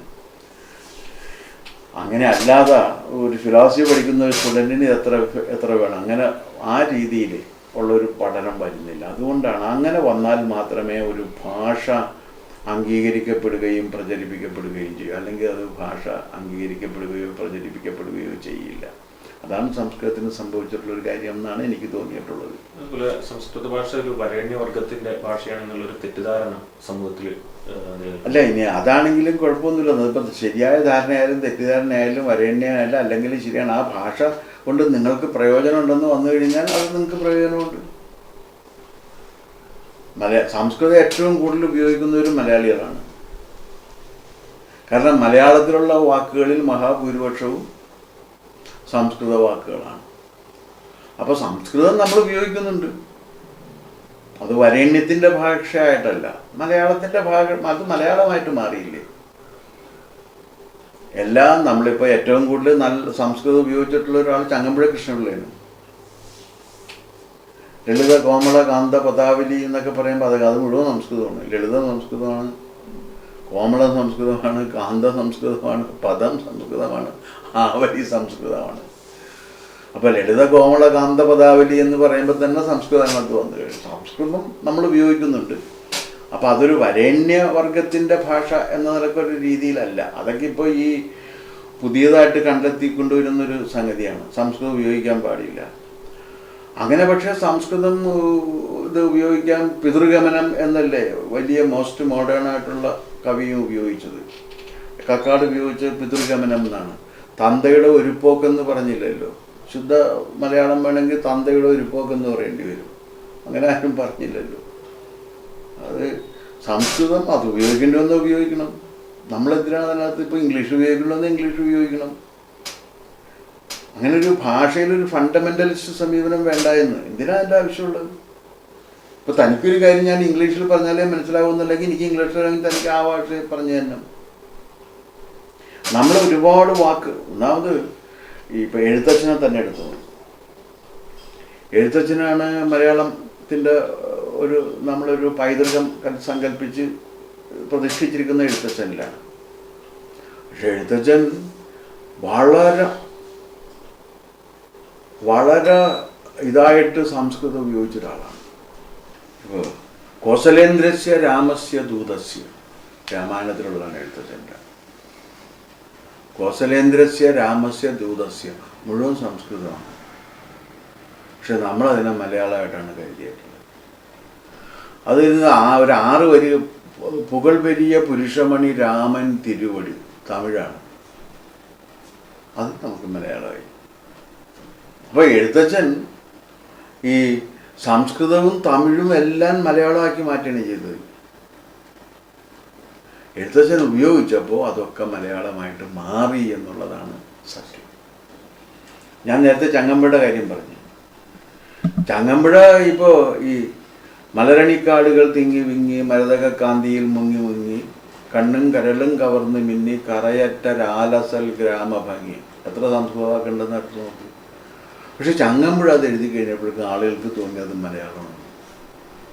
ചിലർ മലയാളം പറഞ്ഞാൽ നമുക്ക് തോന്നും അത് മറുഭാഷയാണെന്ന് തോന്നും. അതാണ് വ്യത്യാസം. ഇപ്പോൾ ഈ പത്രത്തിലും സാഹിത്യത്തിലും ഒക്കെ കേൾക്കുന്ന വാക്കുകൾ മലയാളം ഇല്ല, മലയാളത്തിലാണ് പറയുന്നത്. പക്ഷെ വേറെ ഏതൊരു ഭാഷയാണ് നമുക്ക് മനസ്സിലാവില്ല. അപ്പം മലയാളം പറഞ്ഞാലും മറുഭാഷയാണ് എന്ന് തോന്നുന്നവരുണ്ട്, മറുഭാഷ പറഞ്ഞാലും മലയാളമാക്കുന്നവരുണ്ട്. എഴുത്തച്ഛൻ മറുഭാഷയെ മലയാളമാക്കി മാറ്റേണ്ടി ചെയ്തു. അപ്പോൾ അതുകൊണ്ട് ഭാഷയുടെ കാര്യത്തിൽ അങ്ങനെ ഒരു കടുംപിടുത്തത്തിൻ്റെ ആവശ്യമില്ല. നമ്മളത് ഉപയോഗിച്ചിട്ട് ഇതാക്കണം. അത് കവിതയിൽ നമുക്ക് ഉപയോഗിക്കാം, നമ്മൾ എവിടെയും നമുക്ക് ഉപയോഗിക്കാം. ഇവിടെ ആ ഇംഗ്ലീഷ് വാക്ക് ഉപയോഗിക്കാൻ പറ്റുമെന്നുണ്ടെങ്കിൽ നമ്മൾ ആ ഇംഗ്ലീഷ് വാക്ക് ഉപയോഗിക്കണം. ഇപ്പോൾ സെക്കുലർ എന്നുള്ളതിന് ഒരു സെക്കുലർ എന്ന് തന്നെ ഉപയോഗിക്കാൻ പറ്റുള്ളൂ. അതിന് മതനിരപേക്ഷത അതൊക്കെ ഒന്നും പറഞ്ഞിട്ടില്ല. സെക്കുലർ എന്ന ഇംഗ്ലീഷ് വാക്കിൻ്റെ അർത്ഥം, അല്ലെങ്കിൽ ആ ഇംഗ്ലീഷിൽ നമ്മളത് ഉപയോഗിക്കുന്നത് എന്തിനാണെന്ന് വെച്ച് കഴിഞ്ഞാൽ മതത്തിനും ദൈവത്തിനും ആ മതദൈവങ്ങളെ ആശ്രയിച്ച് നിൽക്കുന്ന അനുഷ്ഠാനങ്ങൾക്കും ഒന്നും ഒരു വിലയുമില്ലാത്ത ജീവിതമാണ് സെക്കുലർ ലൈഫ് എന്ന് പറയുന്നത്. അത് മതരഹിതമായ ജീവിതമാണ്, അത് അനീശ്വരമായ ജീവിതമാണ്, അത് മതനിരപേക്ഷമല്ല. അത് മതമേ വേണ്ട എന്നുള്ളതാണ്, സെക്കുലറാണെന്നുള്ളതാണ്. അപ്പോൾ അതിന് നമ്മളപ്പോൾ എന്താണ്, നമ്മൾ മതനിരപേക്ഷ എന്ന് ഉപയോഗിച്ച് കഴിഞ്ഞാൽ അർത്ഥം മാറിപ്പോകും. അപ്പോൾ സെക്കുലർ എന്ന് തന്നെ ഉപയോഗിക്കണം. സെക്കുലർ എന്ന് പറഞ്ഞാൽ ഇന്നതാണ് അർത്ഥം എന്നും കൂടി പറഞ്ഞു കഴിഞ്ഞാൽ സെക്കുലർ കുറേ കഴിയുമ്പോൾ എന്തായിട്ട് മാറും, മലയാളമായിട്ട് മാറും. ഇപ്പം ബെഞ്ച്, ഡെസ്ക്, ഇതൊക്കെ മലയാളമല്ലേ? ഒന്നും മലയാളമല്ലല്ലോ, നമ്മൾ മലയാളം ആക്കിയെടുത്ത്. അപ്പോൾ ഭാഷയുടെ കാര്യത്തിൽ നമുക്ക് സ്വീകാര്യമായത് സ്വീകരിക്കുക. പക്ഷെ തമിഴ് അങ്ങനെയല്ല. തമിഴിന് വലിയൊരു ഇതുണ്ട്. നമുക്ക് ഫുട്ബോളാണ് ഇപ്പോഴും, തമിഴിന് കാൽപന്ത് വിളയാട്ടമാണ്, നല്ല മനോഹരമായിട്ടുള്ള പരിപാടിയാണ്. അത് തമിഴിൻ്റെ ഒരു സൗഭാഗ്യം എന്ന് പറയാം. കാരണം ഏത് അനുഭവം വന്നാലും അതിനാവശ്യമായ രീതിയിൽ അതിനെ മെരുക്കിയെടുക്കാണ്ട് ഒരു ശക്തി തമിഴിനുണ്ട്. തമിഴ് വലിയ പുരാതന ഭാഷകളിലൊന്നാണല്ലോ, വലിയ പാരമ്പര്യമുള്ളൊരു ഭാഷയല്ലേ. മലയാളം അത്രയൊന്നും പാരമ്പര്യം ഇല്ലാത്തൊരു ഭാഷയാണ്. അതിന് നമ്മൾ വളർത്തി കൊണ്ടുവരികയാണ്. ഇംഗ്ലീഷ് പോലെ തന്നെയാണ്. ഇംഗ്ലീഷൊക്കെ വളർന്നുകൊണ്ടിരിക്കും. ഇംഗ്ലീഷ് ഭാഷ, ഇംഗ്ലീഷിൽ എത്ര ശതമാനം കാണും ഇംഗ്ലീഷ് വാക്കുകൾ? വളരെ കുറച്ചല്ലേ ഉണ്ടാവുള്ളൂ. ലോകത്തിൻ്റെ എല്ലാ ഭാഗത്തു നിന്നും വാക്കുകൾ എടുത്തിട്ട് ഇംഗ്ലീഷ് ആക്കി മാറ്റുകയാണ്. ഇപ്പോൾ ഈ ഒരുപാട് ഹിന്ദി വാക്കുകളും ഇംഗ്ലീഷായി മാറിയിട്ടുണ്ട്, ഒരുപാട് മലയാളം വാക്കുകൾ ഇംഗ്ലീഷായിട്ട് മാറിയിട്ടുണ്ട്, സംസ്കൃത വാക്കുകൾ ഇംഗ്ലീഷായി മാറിയിട്ടുണ്ട്. അതാ ഭാഷയുടെ പ്രത്യേകതയാണ്. അപ്പോൾ അതുകൊണ്ട് മലയാളത്തിൽ നമ്മൾ അങ്ങനെ ഒരു കടുംപിടുത്തം പിടിച്ച് ഒരു സമീപനം വേണ്ട എന്നുള്ളതാണ് എൻ്റെ അഭിപ്രായം. PSCയുടെ ചെയർമാൻ കൂടിയായിരുന്നല്ലോ. ഇപ്പം ഈ താൽക്കാലിക ജീവനക്കാരെ സ്ഥിരപ്പെടുത്താനുള്ള സർക്കാർ നീക്കം വിവാദമായിരിക്കുകയാണ്. ഈ PSC ഒരു നോക്കുകുത്തിയായി മാറുന്നുണ്ടോ? ഇല്ല, അങ്ങനെയല്ല. അതിനകത്തൊരു കാര്യമുള്ളത് എന്താണെന്ന് വെച്ചാൽ PSCയുടെ ഒരു സംവിധാനം അനുസരിച്ചിട്ട് സർക്കാർ ആവശ്യപ്പെട്ടാൽ മാത്രം ആളെ എടുത്തു കൊടുക്കുകയാണേ പറ്റുള്ളൂ. പബ്ലിക് സർവീസ് കമ്മീഷന് ഭരണഘടനയുടെ 315 323 വരെയുള്ള അനുച്ഛേദങ്ങളിലാണ് പബ്ലിക് സർവീസ് കമ്മീഷനെ കുറിച്ച് പറഞ്ഞിരിക്കുന്നത്. അതൊരു ഭരണഘടനാ സ്ഥാപനമാണ്. ലെജിസ്ലേച്ചർ പോലെ, ജുഡീഷ്യറി പോലെ ഒരു ഭരണഘടനാ സ്ഥാപനമാണ്. ഹൈക്കോടതി പോലുള്ളൊരു ഭരണഘടനാ സ്ഥാപനമാണ് പബ്ലിക് സർവീസ് കമ്മീഷൻ. അതിലെന്താണെന്ന് വെച്ച് കഴിഞ്ഞാൽ, ഇപ്പോൾ ഗവൺമെൻറ് പറയണത്, ഗവൺമെൻറ് ഞങ്ങൾക്ക് ഇത്ര ആൾ വേണമെന്ന് പറഞ്ഞു കഴിഞ്ഞാൽ ഭരണഘടന അനുശാസിക്കുന്ന തുല്യതയും മറ്റ് കാര്യങ്ങളും ഉറപ്പുവരുത്തിക്കൊണ്ട് ആവശ്യമായ രീതിയിൽ ആളുകളെ കണ്ടെത്തി കൊടുക്കുക എന്നുള്ളതാണ് PSCയുടെ ഒരു ധർമ്മം. രണ്ടാമത്തെ ധർമ്മം, ഇങ്ങനെ ആളുകളെ എടുക്കുന്നതിന് വേണ്ടി സർക്കാർ ഉണ്ടാക്കുന്ന ചട്ടങ്ങളുണ്ട്. ആ ചട്ടങ്ങൾ ഭരണഘടനാനുസൃതമാണോ എന്ന് പരിശോധിക്കുന്നതും PSCയാണ്. മൂന്നാമത്തെ കാര്യം, അങ്ങനെ എടുത്തു വച്ചിട്ടുള്ളവരുടെ ഫർദർ പ്രൊമോഷൻസ് അത് നിശ്ചയിക്കുന്നതും PSCയാണ്. നാലാമത്തെ കാര്യം എന്താണെന്ന് വെച്ച് കഴിഞ്ഞാൽ, ഈ ഒപ്പം തന്നെ ഉള്ളൊരു കാര്യം എന്താണെന്ന് വെച്ച് കഴിഞ്ഞാൽ, ഒരാൾക്കൊരു അച്ചടക്ക നടപടി വന്നു കഴിഞ്ഞാൽ അച്ചടക്ക നടപടി എന്തായിരിക്കണം എന്ന് നിശ്ചയിക്കുന്നത് PSCയാണ്. ഇങ്ങനെയുള്ളതാണ് PSC. അപ്പോൾ അതിൽ ഏതെങ്കിലും ഒരു വിഭാഗത്തെ പബ്ലിക് സർവീസ് കമ്മീഷനെ ഏൽപ്പിക്കണോ വേണ്ടയോ എന്ന് തീരുമാനിക്കേണ്ടത് ആരാണ്? ലെജിസ്ലേച്ചറാണ്. അങ്ങനെ ലെജിസ്ലേച്ചർ തീരുമാനിച്ചൊരു കാര്യം നടപ്പിൽ വരുത്തുക എന്നുള്ള കാര്യമേ നമുക്കിവിടെ ചെയ്യാൻ പറ്റൂ. അപ്പോൾ പബ്ലിക് സർവീസ് കമ്മീഷന് വിടാൻ തീരുമാനിച്ചു എന്നതുകൊണ്ട് മാത്രം കാര്യമായില്ല. പിന്നെ എന്താണ്? പബ്ലിക് സർവീസ് കമ്മീഷന് വിട്ട കാര്യങ്ങളെക്കുറിച്ച് ഇതുണ്ടാക്കണം, ചട്ടങ്ങളുണ്ടാക്കണം. ആ ചട്ടങ്ങൾ കൂടി ഉണ്ടാക്കി തന്നാൽ മാത്രമേ PSCക്ക് നിയമനം നടത്താൻ കഴിയൂ. അപ്പോൾ അത് നടത്താത്തിടത്തോളം കാലം എന്താണെന്ന് വെച്ചാൽ ഈ പാരലൽ നിയമനങ്ങൾ നടന്നുകൊണ്ടിരിക്കും. അപ്പോൾ പല വിഭാഗത്തിൽപ്പെട്ടതും, ഇപ്പം ഞാൻ ഓർക്കുന്നൊരു കാര്യം, ഇത് എന്താണ്, സർവകലാശാലയിലെ അനധ്യാപക നിയമനം PSCക്ക് വിട്ടു. PSCക്ക് വിട്ട് കഴിഞ്ഞിട്ട് എന്ത് ചെയ്യുമെന്ന് വെച്ച് കഴിഞ്ഞാൽ, സർവകലാശാലകൾ സ്വന്തം നിലക്ക് നിയമനം നടത്താൻ തീരുമാനിച്ചപ്പോൾ ആരെല്ലാം കേസിന് പോയി PSCക്ക് വിട്ടതാണ്, ഇനി അത് ചെയ്യാൻ പറ്റില്ല എന്ന് കോടതി പറഞ്ഞു. അപ്പോഴേക്കും ഇതെന്ത് ചെയ്യും എന്നൊരു പ്രശ്നം വന്നു. PSCക്ക് വിട്ട നടപടി റിവ്യൂ ചെയ്യാനായിട്ടുള്ളൊരു തീരുമാനത്തിലേക്ക് പോയപ്പോൾ ഞാൻ പറഞ്ഞത് വലിയ പ്രശ്നം ഉണ്ടാക്കും. PSC ചെയർമാൻ മുഖ്യമന്ത്രിയോട് പറഞ്ഞു അത് വലിയ പ്രശ്നം ഉണ്ടാക്കും. അപ്പോൾ അതുകൊണ്ട് ഒരു കാര്യം ചെയ്യും, ഞങ്ങൾക്ക് എക്സിക്യൂട്ടീവ് ഓർഡർ കിട്ടിയാൽ മതി. ആ എക്സിക്യൂട്ടീവ് ഓർഡർ ഞങ്ങൾ സ്പെഷ്യൽ റൂൾസായിട്ട് പരിഗണിച്ചുകൊണ്ട് ആളെ കൊടുക്കുക. അങ്ങനെ 2 പോസ്റ്റിന് എക്സിക്യൂട്ടീവ് ഓർഡർ തന്നു. അത് അസിസ്റ്റൻറ്റിനും കമ്പ്യൂട്ടർ ഓപ്പറേറ്റർക്കും. അങ്ങനെയാണ് ഏതാണ്ട് ഞങ്ങൾ 6 മാസം കൊണ്ട് ടെസ്റ്റ് നടത്തി ആളെ കൊടുക്കാമെന്ന് പറഞ്ഞിട്ട് 5 മാസം കൊണ്ട് ഞങ്ങൾ ആളെ കൊടുത്തു. എൻ്റെ 1300ഓളം പേർക്ക് ആ ലിസ്റ്റിൽ നിന്ന് ജോലിയും കിട്ടി യൂണിവേഴ്സിറ്റികളിൽ. പക്ഷേ ഇന്നും ബാക്കി കാര്യങ്ങൾക്ക് ഇതുവരെ എന്തുണ്ടാക്കിയിട്ടില്ല, ചട്ടങ്ങൾ ഉണ്ടാക്കിയിട്ടില്ല. ആണ് പ്രശ്നം. ഇന്നും ഉണ്ടാക്കിയിട്ടില്ല. ചട്ടങ്ങൾ ഉണ്ടാക്കണ്ടേ? ഈ അവസ്ഥയിലും ചട്ടങ്ങൾ ഉണ്ടാക്കിയിട്ടില്ല. അപ്പം ചട്ടങ്ങൾ ഉണ്ടാക്കിയും കൂടി കൊടുത്താലേ പറ്റുള്ളൂ. അതിന് പൊതുവേ രാഷ്ട്രീയ കക്ഷികൾക്ക് ആ കാര്യത്തിൽ ഒരു നിക്ഷിപ്ത താല്പര്യമുണ്ട്. ആ നിക്ഷിപ്ത താല്പര്യം എന്താണെന്ന് വെച്ചാൽ, ചട്ടങ്ങൾ ഉണ്ടാക്കിയില്ലെങ്കിൽ സ്ഥാപനം നടത്തിക്കൊണ്ടുപോകണ്ടേ. അപ്പോൾ അതിന് താൽക്കാലിക ജീവനക്കാരെ അവർക്ക് എടുത്തു വെക്കാം. ആ താൽക്കാലിക ജീവനക്കാരെ കുറേ കഴിയുമ്പോഴേക്കും അവർ സ്ഥിരപ്പെടുത്തും. അത് എല്ലാ ഗവൺമെൻറ്റും കാലാകാലങ്ങളിൽ ചെയ്തിട്ടുണ്ട്.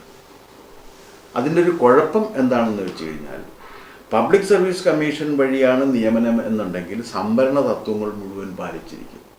നമ്മുടെ സമൂഹത്തിലെ ഏറ്റവും ദുർബലരായ വിഭാഗങ്ങൾക്ക് നീതി ഉറപ്പാക്കുന്നത് PSCയാണ്. PSC വഴിയല്ല നിയമനം എന്നുണ്ടെങ്കിൽ നെപ്പോട്ടിസം വന്ന് യോഗ്യത ഉണ്ടാകില്ല, സ്വജനപക്ഷപാതം വരും. യോഗ്യത പരിഗണിക്കില്ല, സ്വജനപക്ഷപാതം വരും, സംവരണ തത്വങ്ങൾ നോക്കില്ല. അപ്പോൾ അതുകൊണ്ട് PSC നോക്കുകുത്തിയാകുന്നു എന്നതിനേക്കാൾ ഏറെ നമ്മുടെ സമൂഹത്തിലെ നീതി ഇല്ലാതെയാകുന്ന ഒരവസ്ഥ അതിനകത്ത് വരും.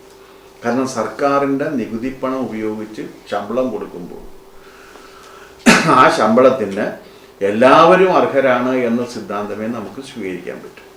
ആ എല്ലാവരും അർഹരാണ് എന്ന സിദ്ധാന്തം നടപ്പിൽ വരുത്തുന്നതിന് വേണ്ടിയാണ് ഇങ്ങനെ ചെയ്യുന്നത്. അതില്ലാതെയായിപ്പോകും. അതിപ്പോൾ ഏതാണ്ട് 1,37,000 പേരോ മറ്റോ സ്വകാര്യ ഈ രീതിയിൽ ഈ സമാന്തര നിയമന വ്യവസ്ഥയുടെ ഭാഗമായിട്ട് നിൽക്കുന്നുണ്ടെന്നാണ് പറയുന്നത്. എനിക്കറിയില്ല, പത്രത്തിൽ കണ്ടതേ അറിയാൻ പാടുള്ളൂ. അതാണെങ്കിൽ അത് വളരെ പരിതാപകരമാണ്. ഇതിനകത്ത് ഈ രാഷ്ട്രീയ കക്ഷികൾക്ക് അങ്ങനെ ഒരു വലിയ താല്പര്യം ഇതിനകത്തുണ്ടോ എന്നെനിക്ക് സംശയമാണ്. കാരണം എ മാറി ബി വന്നു കഴിഞ്ഞാൽ എ ചെയ്തതൊക്കെ ബിയും ചെയ്യുമല്ലോ. എയും ബിയും തമ്മിലുള്ളൊരു ബന്ധം അതാണ്. ഇപ്പം ആദ്യം കിഫ്ബിയെ എതിർത്തിരുന്നവർ ഇപ്പം പറഞ്ഞ് ഞങ്ങൾ കിഫ്ബിയെ അല്ലേ എതിർക്കുന്നത്, കിഫ്ബി വേണമെന്നാണ്. കാരണം എല്ലാവർക്കും ഈ സൗകര്യം വേണം. കാരണം ഞാനും നിങ്ങളും കൊടുക്കുന്ന പണം വേറൊരു ഏജൻസിക്ക് കൊടുത്തിട്ട് അവർക്ക് തോന്നിവാസം ചെയ്യാനുള്ള അവസരം ഉണ്ടാക്കി കൊടുക്കുന്നതാണ് കിഫ്ബി, അല്ലാണ്ടൊന്നുമല്ല. താൻ കടം വാങ്ങിക്കും, കടം ഞാൻ കൊടുത്തു തീർക്കണം എന്നുണ്ടെങ്കിൽ തനിക്ക് കടം വാങ്ങിക്കാൻ എളുപ്പമാണ്. കാരണം തനിക്ക് ഉത്തരവാദിത്വമൊന്നുമില്ല. കണ്ണി കണ്ടവരുടെ അടുത്ത് നിന്നൊക്കെ മേടിച്ചാൽ മതി, പണം ഞാൻ കൊടുത്തു തീർക്കേണ്ടി വരും. അതാണ് കിഫ്ബി. എന്നിട്ട് അതെങ്ങനെ ചെലവഴിക്കണമെന്ന് താൻ തന്നെ തീരുമാനിക്കും. ഒരു വിശാലമായ കാഴ്ചപ്പാടിൽ ഏതെല്ലാം കാര്യങ്ങൾ എങ്ങനെ ചെലവഴിക്കണമെന്നൊരു കളക്റ്റീവ് വിസ്ഡം, ആ കളക്റ്റീവ് വിസ്ഡത്തിൻ്റെ സ്ഥാനത്ത് 3-4 പേര് ഇരുന്ന് തന്നിഷ്ടപ്രകാരം തീരുമാനമെടുത്ത് പണം ചെലവാക്കുക എന്ന് പറയുന്ന ഒരു അപകടം കിഫ്ബിയിലുണ്ട്. പക്ഷെ ആ കിഫ്ബി മാറ്റണമെന്നല്ല പറയണത്, അങ്ങനത്തെ അഴിമതി പാടില്ല എന്നാണ്. കാരണം എന്ന് വെച്ചാൽ ഞങ്ങൾ ജയിച്ചു വരും, ഞങ്ങൾക്ക് ഈ അവസരം കിട്ടണം എന്നാണ് എല്ലാവരുടെയും ആഗ്രഹം. അവിടെയാണ് ഇതിൻ്റെ പ്രശ്നം പറ്റുന്നത്. അപ്പോൾ അതുകൊണ്ട് ഈ ഭരണഘടനാ ബാഹ്യമായ ശക്തികളുടെ നിയന്ത്രണത്തിന് വിധേയമായി സർക്കാർ ഫണ്ട് ഉപയോഗിച്ച് നടക്കുന്ന നിയമനങ്ങൾ നടക്കുമ്പോൾ അതിൻ്റെ ആദ്യത്തെ എര എന്ന് പറയുന്നത് സാമൂഹിക നീതിയാണ്. സാമൂഹിക നീതി വെള്ളത്തിലായി പോകുന്നു. അതാണ് അതിൻ്റെ ഏറ്റവും വലിയ അപകടം. പക്ഷെ അത് വേണ്ടത്ര രീതിയിൽ പരിഗണിക്കപ്പെടാതെ പോകുന്നു. കാരണം നിങ്ങൾക്കൊരു ജോലി കിട്ടണമെന്നുണ്ടെങ്കിൽ നിങ്ങൾ മന്ത്രിയുടെ ബന്ധുവോ അല്ലെങ്കിൽ രാഷ്ട്രീയ പാർട്ടിയുടെ ബന്ധുവോ അല്ലെങ്കിൽ അതുപോലെ സ്വാധീനമുള്ളവനായിരിക്കണം. അവന് വിദ്യാഭ്യാസം പോലും പ്രശ്നമല്ല എന്നുള്ളതാണ്. ഇപ്പം സ്വപ്ന സുരേഷിൻ്റെ പ്രശ്നം വന്ന സമയത്ത് നമ്മൾ കണ്ടൊരു കാര്യം, അവരുടെ വിദ്യാഭ്യാസ യോഗ്യത പോലും നേരെ ചൊവ്വയെ പരിശോധിക്കാതെ അവർ നിയമനം നടത്താൻ തീരുമാനിക്കുകയാണ്. അതും ലക്ഷക്കണക്കിന് രൂപ കൊടുത്തിട്ട്. കാരണം യോഗ്യരായ ലക്ഷക്കണക്കിന് ചെറുപ്പക്കാരെ പുറത്ത് നിൽക്കുമ്പോൾ അയോഗ്യർക്ക് നിയമനം കൊടുത്തുകൊണ്ട് സർക്കാർ ഫണ്ട് ദുരുപയോഗം ചെയ്യുന്നു എന്നൊരു ദോഷവും കൂടി അതിനകത്തുണ്ട്. അതുകൊണ്ട് അത് നിയന്ത്രിക്കപ്പെടേണ്ടതാണ്. അതുപോലെ തന്നെ ഇപ്പം ക്രിമിനൽ കേസിൽ പ്രതികളായവർ റാങ്ക് ലിസ്റ്റിൽ മുന്നിൽ വരുന്നു, മൊബൈൽ ഫോൺ ഉപയോഗിച്ച് പരീക്ഷയ്ക്ക് കോപ്പി അടിക്കുന്നു, ഉത്തരക്കടലാസ് ചിലരുടെ കൈകളിൽ നിന്ന് പിടിച്ചെടുക്കുന്നു. ഇതൊക്കെ ഈ അടുത്ത കാലങ്ങളിൽ അതിൻ്റെ ഉത്തരവാദിത്വം സമ്പൂർണമായിട്ട് ഏറ്റെടുക്കേണ്ട ബാധ്യത PSCക്കുണ്ട്. കാരണം പബ്ലിക് സർവീസ് കമ്മീഷൻ്റെ ഏറ്റവും വലിയ സവിശേഷത പബ്ലിക് സർവീസ് കമ്മീഷൻ്റെ വിശ്വാസ്യതയാണ്. ഇത്രയും വിശ്വാസ്യതയുള്ളൊരു സ്ഥാപനം ഉണ്ടായിരുന്നില്ല. ആ വിശ്വാസ്യത നിങ്ങൾ പറഞ്ഞ കാരണങ്ങൾ കൊണ്ട് തകർന്നിട്ടുണ്ട്. അത് വീണ്ടെടുക്കുന്നതിന് വേണ്ടി പ്രവർത്തിക്കേണ്ടതും ആരാണ്? പബ്ലിക് സർവീസ് കമ്മീഷൻ തന്നെയാണ്. വിശേഷിച്ചും പബ്ലിക് സർവീസ് കമ്മീഷനിലെ ഇത്തരം കാര്യങ്ങൾ സംരക്ഷിക്കാനുള്ള പ്രാഥമികമായ ബാധ്യത അതിൻ്റെ ചെയർമാനുള്ളതാണ്. അതൊരു ചെയർമാൻ സെൻറ്റേഡ് ഇൻസ്റ്റിറ്റ്യൂഷനാണ്. അംഗങ്ങൾക്ക് അവർ ചെയ്യുന്ന ജോലിയിൽ മാത്രമാണ് അവർക്ക് സ്വാതന്ത്ര്യമുള്ളത്. അവർ ഇൻ്റർവ്യൂ നടത്തുന്ന സമയത്ത്, അവർ DPC കൂടുന്ന സമയത്ത്, അവർ മറ്റെന്താണ് ഇതിൻ്റെ ഈ റൂൾസ് പരിശോധിക്കുന്ന സമയത്ത്, ഡിസിപ്ലിനറി ആക്ഷൻ എടുക്കുന്ന സമയത്തൊക്കെ അവർക്ക് സ്വതന്ത്രമായിട്ട് തീരുമാനമെടുക്കാം. പക്ഷേ ഇതിൻ്റെ ഇത്തരം ഈ ഭരണഘടനാ ദൗത്യം നിർവഹിക്കപ്പെടുന്നുണ്ട് എന്ന് ഉറപ്പുവരുത്തേണ്ട ബാധ്യത ആർക്കുള്ളതാണ്? ചെയർമാനുള്ളതാണ്. അപ്പം അതൊരു ചെയർമാൻ്റെ വീഴ്ചയായിട്ട് തന്നെ അത് വരും. അതുപോലെ ഇപ്പം ഈ നമ്മൾ നേരത്തെ പറഞ്ഞ പോലെ തന്നെ സർവകലാശാലകളിലെ അനധ്യാപക നിയമനങ്ങൾ PSCക്ക് വിട്ടെങ്കിലും അത് പൂർണ്ണമായിട്ടും ഇപ്പം നടപ്പിലാകുന്നില്ല. അധ്യാപക നിയമനങ്ങൾ ഇപ്പോഴും PSCയുടെ കൈകളിൽ എത്തിയിട്ടുമില്ല. യഥാർത്ഥത്തിൽ ഇത് പൂർണ്ണമായും PSCയുടെ കൈകളിൽ എത്തേണ്ടതല്ലേ? ഈ നേരത്തെ പറഞ്ഞ രാഷ്ട്രീയ നിശ്ചിത താല്പര്യങ്ങളല്ലാതെ മറ്റെന്തെങ്കിലും കാരണങ്ങൾ? അല്ല, അതിൽ ഈ അധ്യാപക നിയമനത്തിനൊരു പ്രശ്നം വരുന്നത് എന്താണെന്ന് വെച്ചാൽ, നമ്മുടെ നാട്ടിലത് അങ്ങനെയാണെന്നല്ല ഞാൻ പറയണത്. കോളേജുകളിൽ നടക്കുന്ന വിദ്യാഭ്യാസവും മറ്റ് സർവകലാശാലകളിലെ വിദ്യാഭ്യാസവും തമ്മിൽ ചെറിയ വ്യത്യാസങ്ങളൊക്കെ ഉണ്ട്. ചെറിയ വ്യത്യാസം എന്ന് പറഞ്ഞാൽ സാമാന്യം നല്ല വ്യത്യാസം തന്നെയാണ്. കോളേജുകളിൽ നമ്മൾ പൊതുവെ ഉന്നത വിദ്യാഭ്യാസ രംഗത്ത് പൊതുവിദ്യാഭ്യാസമാണ് നൽകുന്നത്. പക്ഷെ സർവകലാശാലകളിൽ സവിശേഷമായ വിദ്യാഭ്യാസം നൽകുന്നതോടൊപ്പം വിജ്ഞാന വർധനവിന് വേണ്ടിയുള്ള ഗവേഷണവുമാണ് സർവകലാശാലകൾ നടത്തേണ്ടത്. അപ്പോൾ ഇപ്പോൾ ചിലപ്പോൾ ഒരു പ്രത്യേക വിഷയത്തിൽ പ്രാവീണ്യമുള്ള ഒരാളെ കിട്ടണം എന്നുണ്ടെങ്കിൽ അത് യൂണിവേഴ്സിറ്റിക്കായിരിക്കും എടുക്കേണ്ടത്. പക്ഷേ UGCയുടെ നിയമന വ്യവസ്ഥ അനുസരിച്ചിട്ട് ഏറ്റവും നീതിപൂർവം ഇത് നടത്തേണ്ട ബാധ്യത, അധ്യാപക നിയമനം നീതിപൂർവം നടത്തേണ്ട ബാധ്യത വൈസ് ചാൻസലർക്കുള്ളതാണ്. കാരണം വൈസ് ചാൻസലറാണ് അതിൻ്റെ ചെയർമാൻ. വൈസ് ചാൻസലർ അദ്ദേഹത്തിൽ നിക്ഷിപ്തമായിരിക്കുന്ന കൃത്യം നിർവഹിക്കപ്പെടുന്നില്ല എന്നുള്ളതാണ് നിങ്ങൾ പറയുന്ന ഈ സംശയത്തിൻ്റെ ആധാരം. അതിപ്പോൾ വൈസ് ചാൻസലർമാരെ വെക്കുമ്പോഴൊക്കെ അത് സൂക്ഷിക്കണം, അത്രേ പറയാൻ പറ്റുള്ളൂ. ഇപ്പം രാഷ്ട്രീയത്തിലേക്ക് വരികയാണെങ്കിൽ വരുന്ന നിയമസഭാ തെരഞ്ഞെടുപ്പിൽ LDF ഭരണം തുടരണമെന്നാണോ അതോ UDF അധികാരത്തിലെത്തണമെന്നാണോ BJP രാഷ്ട്രീയമായി ആഗ്രഹിക്കുന്നത്? അല്ല, BJP രാഷ്ട്രീയമായിട്ട് ആഗ്രഹിക്കുന്നത് BJPക്ക് ഭരിക്കാൻ കഴിയണം എന്നുള്ളതാണ്. നിങ്ങൾ ഈ LDF UDF എന്നുള്ളതൊന്നും അതൊരു ശീലത്തിൻ്റെ പ്രശ്നം മാത്രമാണ്. ആ ശീലത്തിൽ മാറ്റം സംഭവിച്ചിട്ടുണ്ട്. കാരണം ഇപ്പോൾ ആസ് ഓഫ് നൗ BJPക്ക് 18.5% വോട്ടുണ്ട്. അതെന്തായാലും ശരിയാണ്, ന്യായമായിട്ടുള്ള രീതിയിൽ കണക്കെടുത്തതിന് 20% വോട്ട് വരും. 20% വോട്ട് BJPക്കുള്ളതാണ്. അപ്പം 100ൽ 20 പോയി കഴിഞ്ഞാൽ ബാക്കി എത്രയുണ്ട്? ഈ 80 പങ്കുവെക്കുന്നതിനെ കുറിച്ചാണ് ഈ പറയുന്നത്. BJPക്കെതിരെ എത്ര പാർട്ടികളുണ്ട്?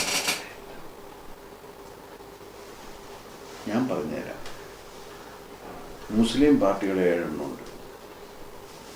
മുസ്ലിം ലീഗ്, ഇന്ത്യൻ യൂണിയൻ മുസ്ലിം ലീഗ്, PDP, SDPI, പിന്നെ പോപ്പുലർ ഫ്രണ്ട് ഓഫ് ഇന്ത്യയുടെ SDP, പിന്നെ എന്താണ് വെൽഫെയർ പാർട്ടി, പിന്നെ എന്താണ്, പിന്നെ ആ ഒരു റഹീമിൻ്റെ ഡെമോക്രാറ്റിക് സെക്കുലർ പാർട്ടി, ഇത്രയും പാർട്ടിയാണ്. ഇവരെല്ലാം BJPക്കെതിരാണ്. അപ്പോൾ 6 കേരള കോൺഗ്രസ്സുകൾ എത്രയുണ്ട്?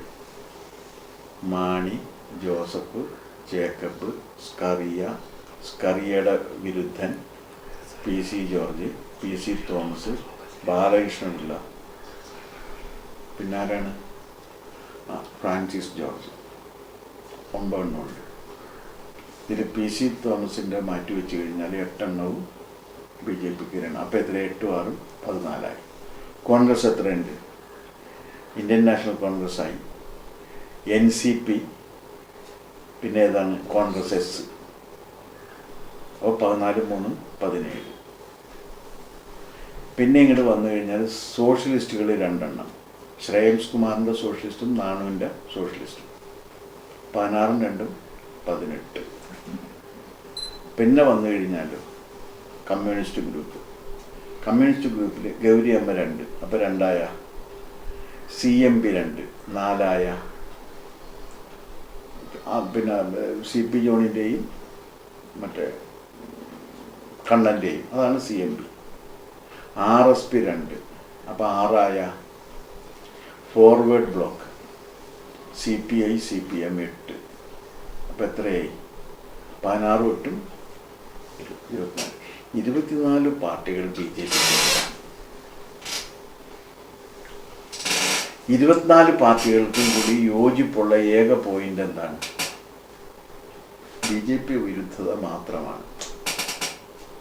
അപ്പോൾ ആ 24 പാർട്ടികളെ നേരിട്ടുകൊണ്ടാണ് BJP 20% വോട്ട് പിടിച്ചിരിക്കുന്നത്.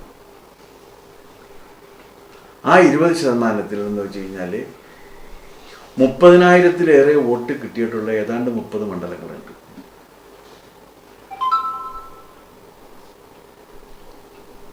അതിൽ 50,000-നും 40,000-നും വോട്ട് കിട്ടിയിട്ടുള്ള 6 7 മണ്ഡലങ്ങളുണ്ട്. അപ്പോൾ ഇതൊക്കെയെന്ന് വെച്ചാൽ ഇവിടെയൊക്കെ ആര് ജയിക്കും എന്നുള്ളതിൻ്റെ കൂടി ആശ്രയിച്ച് മാത്രമേ നിങ്ങൾ നേരത്തെ പറഞ്ഞ LDF ആണോ UDF ആണോ എന്ന് പറയുള്ളൂ. ഈ 24 പാർട്ടികളും ഞങ്ങളെ എതിർത്തുകൊണ്ടിരിക്കെ എങ്ങനെയാണ് ഞങ്ങൾക്ക് ഏതെങ്കിലും ഒരു മുന്നണിയോട് കൂറുണ്ടാകണമെന്ന് നിങ്ങൾ പറയണത്? എന്തടിസ്ഥാനത്തിലാണ്? ഈ 24 പാർട്ടികളാണ് 2 മുന്നണിയിൽ നിന്നും കൂടി നിൽക്കുന്നത്. ഈ 2026 ആകുമ്പോഴേക്കും കോൺഗ്രസിനെ തളർത്തി BJP വളർച്ച നേടുക എന്നൊരു വാദം പൊതുവെ കേൾക്കുന്നുണ്ട്. അപ്പൊ അതിന്റെ ഒരു അടിസ്ഥാനത്തിലാണ് ഞാൻ ഈ ഒരു അല്ല, അതെ, BJP ഞാൻ പറഞ്ഞില്ലേ, ഈ കേരളത്തിൽ ഗ്രോത്ത് ഉള്ള പാർട്ടി BJP മാത്രമാണ്. നിങ്ങൾ ഈ ഇതെടുത്ത് നോക്കൂ, അസംബ്ലി തെരഞ്ഞെടുപ്പുകളിൽ എടുത്ത് നോക്കൂ, എല്ലാ പാർട്ടികൾക്കും വോട്ട് ഷെയർ കുറഞ്ഞുകൊണ്ടിരിക്കുകയാണ്. എത്ര ശതമാനം വെച്ച്? 7% വെച്ച് മുതൽ 14% വരെയുള്ള റേഞ്ചിലാണ് ഈ LDFിലും UDFിലും പെട്ടവരുടെ വോട്ട് ശതമാനം കുറഞ്ഞുകൊണ്ടിരിക്കുന്നത്. വോട്ട് ശതമാനം കൺസിസ്റ്റൻ്റ് ആയിട്ട് കൂടിക്കൊണ്ടിരിക്കുന്നത് ഗ്രോത്ത് ഉള്ള പാർട്ടി BJP ആണ്. വോട്ട് ശതമാനം കുറയുക എന്ന് പറഞ്ഞാൽ ഉള്ളവർ കൊഴിഞ്ഞു പോകുന്നു എന്നല്ല പറഞ്ഞതിൻ്റെ അർത്ഥം, പുതിയ ചെറുപ്പക്കാർ വരുന്നില്ല എന്നാണ്. അപ്പോൾ ഒരു പാർട്ടിക്ക് വളർച്ചയുണ്ട് എന്ന് പറഞ്ഞാൽ ആ പാർട്ടിയിലേക്ക് പുതിയ ചെറുപ്പക്കാർ വരുന്നുണ്ടെന്നുള്ളതാണ്. അപ്പോൾ പുതിയ ചെറുപ്പക്കാർ വരുന്ന വളർച്ചയുള്ള പാർട്ടി എന്ന് പറഞ്ഞാൽ BJP ആണ്. ആ BJPയുടെ പെർഫോമൻസിനെ ആശ്രയിച്ചായിരിക്കും അടുത്ത തെരഞ്ഞെടുപ്പ് നിയന്ത്രിക്കപ്പെടുന്നത്. ഇപ്പം നടക്കാൻ പോകുന്ന തെരഞ്ഞെടുപ്പിൽ നിയന്ത്രിക്കപ്പെടുന്ന അതനുസരിച്ചിട്ടാണ്. അപ്പം അങ്ങ് നേരത്തെ വ്യക്തമാക്കിയിട്ടുണ്ട് പാർട്ടിയുടെ മുതിർന്ന നേതാക്കളെല്ലാം തന്നെ മത്സരിക്കണമെന്നില്ല. പക്ഷെ ഒരു വ്യക്തതയ്ക്ക് വേണ്ടി ചോദിക്കുകയാണ്, അങ്ങേ ഒരു സ്ഥാനാർത്ഥിയായി അടുത്ത നിയമസഭാ തെരഞ്ഞെടുപ്പിൽ കാണാൻ കഴിയുമോ? എനിക്ക് തെരഞ്ഞെടുപ്പിൽ മത്സരിക്കാൻ ഒരു താല്പര്യവുമില്ല, താല്പര്യമില്ലാത്ത ഒരാളാണ്. എന്തുകൊണ്ടാണെന്ന് ചോദിച്ചു കഴിഞ്ഞാൽ എനിക്ക് അത് വലിയ പ്രയാസമാണ്. എനിക്ക് അത്രയും വലിയ ഭാരിച്ചൊരു ജോലി ചെയ്ത് എനിക്ക് എഴുത്ത്, വായന, ഇതിനകത്തൊക്കെ താല്പര്യമുള്ള ഒരാളാണ്. ഇപ്പോൾ ഈ രാവിലെ എഴുതിപ്പോൾ ഇന്ന് രാവിലെ ഇപ്പോൾ ഞാൻ ഈ വാൽമീകി രാമായണത്തിലെടുത്തിട്ട് പലവട്ടം വായിച്ചിട്ടുള്ളതാണെങ്കിൽ അതിൻ്റെ ചില ശ്ലോകങ്ങളുടെ സ്നിഗ്ധമായ അർത്ഥത്തിലേക്ക് ഇങ്ങനെ സൂക്ഷ്മത്തിലേക്ക് പോയിക്കൊണ്ടിരിക്കുന്ന സമയത്ത് നിങ്ങൾ വരുമ്പോൾ ഞാൻ ഒരു സംശയം ചോദിച്ചുകൊണ്ട് അങ്ങനെ ഇരിക്കുകയായിരുന്നു. അപ്പോൾ ഇന്ന് രാവിലെ തുടങ്ങി ഇത് തന്നെയാണ്. എനിക്ക് അങ്ങനെ ഒരു താല്പര്യം വന്നു കഴിഞ്ഞാൽ പിന്നെ എനിക്ക് വേറെ സമയത്തിനൊന്നും പോകാൻ പറ്റില്ല. മറ്റത് അങ്ങനെയല്ല, മറ്റതൊരു ഫുൾ ടൈമായിട്ട് നിങ്ങൾ ഇറങ്ങി നടക്കേണ്ടി വരും. എഴുത്തും വായനയും ഒക്കെ ഉള്ള ഒരാൾക്ക് അതിന് പറ്റില്ല. അപ്പോൾ നിങ്ങൾ ചോദിക്കും ഞാൻ എന്തുകൊണ്ടാണ് ആലപ്പുഴ മത്സരിച്ചതെന്ന് ചോദിക്കും. ആലപ്പുഴ മത്സരിക്കണം എന്നതിൻ്റെ അടുത്ത് ആവശ്യപ്പെട്ടത് ഭാരതീയ ജനതാ പാർട്ടിയുടെ അന്നത്തെ ദേശീയ നേതൃത്വമാണ്. വിശേഷിച്ചും അന്നത്തെ അതിൻ്റെ പ്രസിഡന്റ് ശ്രീ അമിത് ഷായാണ്. എന്തുകൊണ്ട് അദ്ദേഹം ആവശ്യപ്പെട്ടു എന്ന് ചോദിച്ചു കഴിഞ്ഞാൽ 4% വോട്ട് മാത്രമുള്ള ഒരു സ്ഥലമായിരുന്നു BJPയെ സംബന്ധിച്ചിടത്തോളം ആലപ്പുഴ. ആ വോട്ട് ഷെയർ വർദ്ധിപ്പിക്കാൻ പറ്റുമോ എന്നുള്ളൊരു പരീക്ഷണത്തിന് ഞാൻ നിന്ന് കൊടുക്കുകയായിരുന്നു. ആ പരീക്ഷണം വിജയമായിരുന്നു. 4% വോട്ടെന്നുള്ളത് 18% വോട്ടിലേക്ക് എത്തിക്കും. അതെൻ്റെ ദൗത്യം കഴിഞ്ഞു.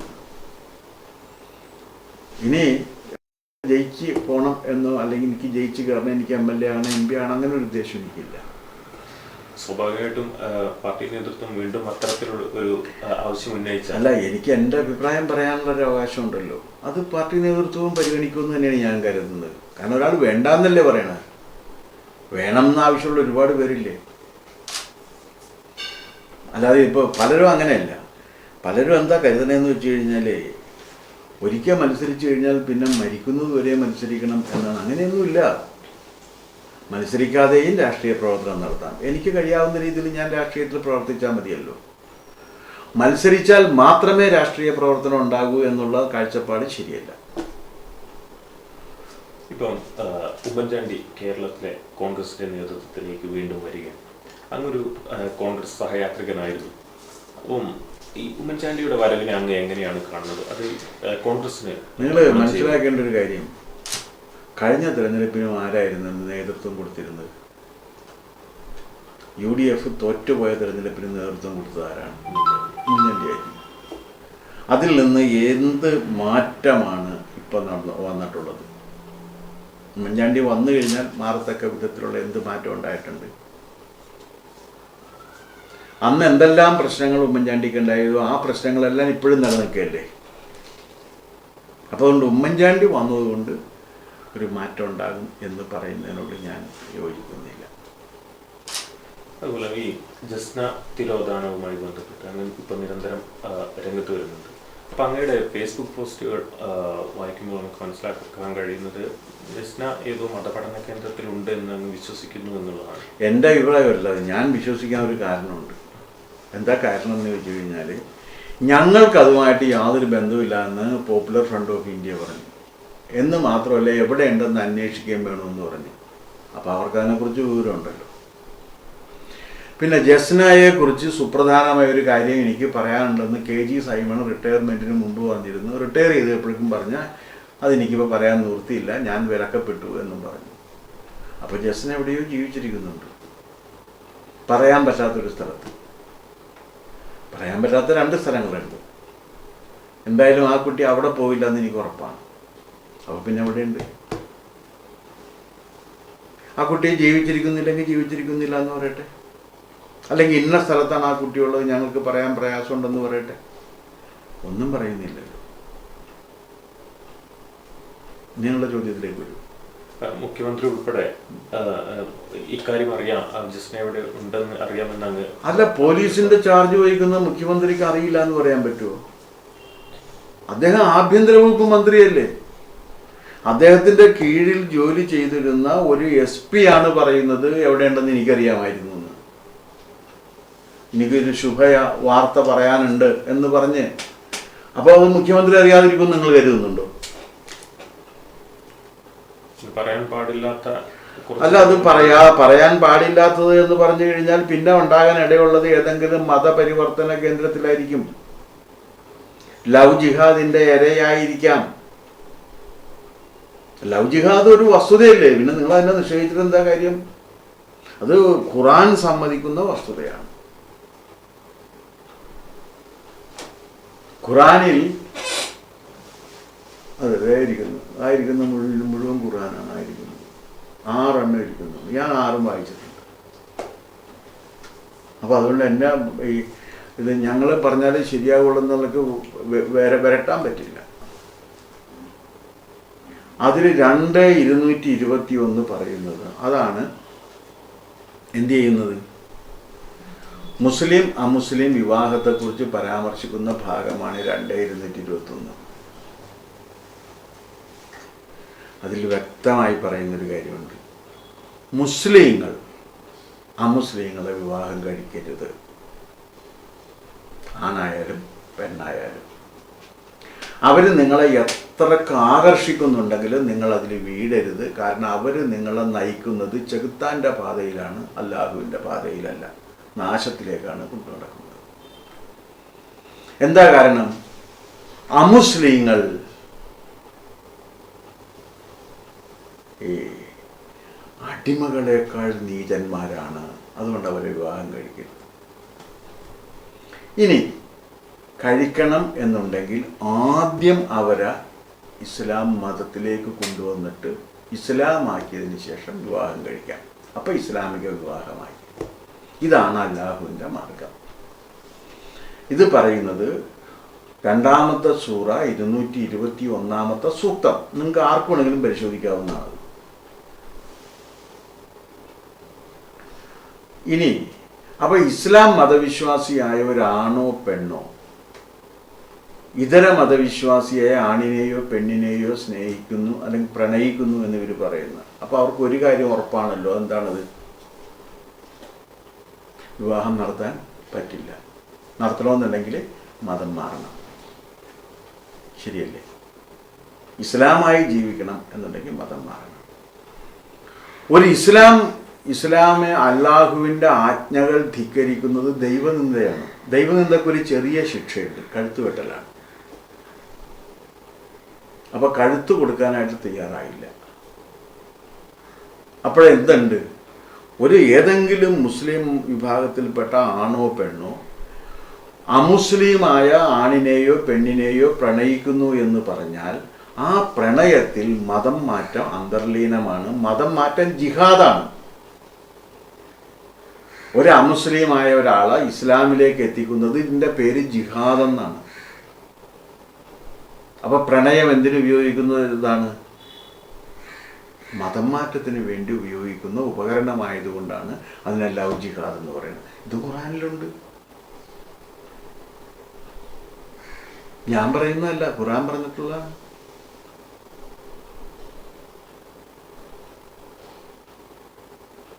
അപ്പോ ഇതിനകത്ത് ഉൾപ്പെടുന്നവരാരെ, ആണായാലും പെണ്ണായാലും ഒരു കാര്യം ഉറപ്പാണ്, അവർക്ക് എന്തറിയാം? അവരുടെ ഈ പ്രണയത്തിൽ ഒരു ചതി ഉണ്ടെന്ന് അവർക്കറിയാം.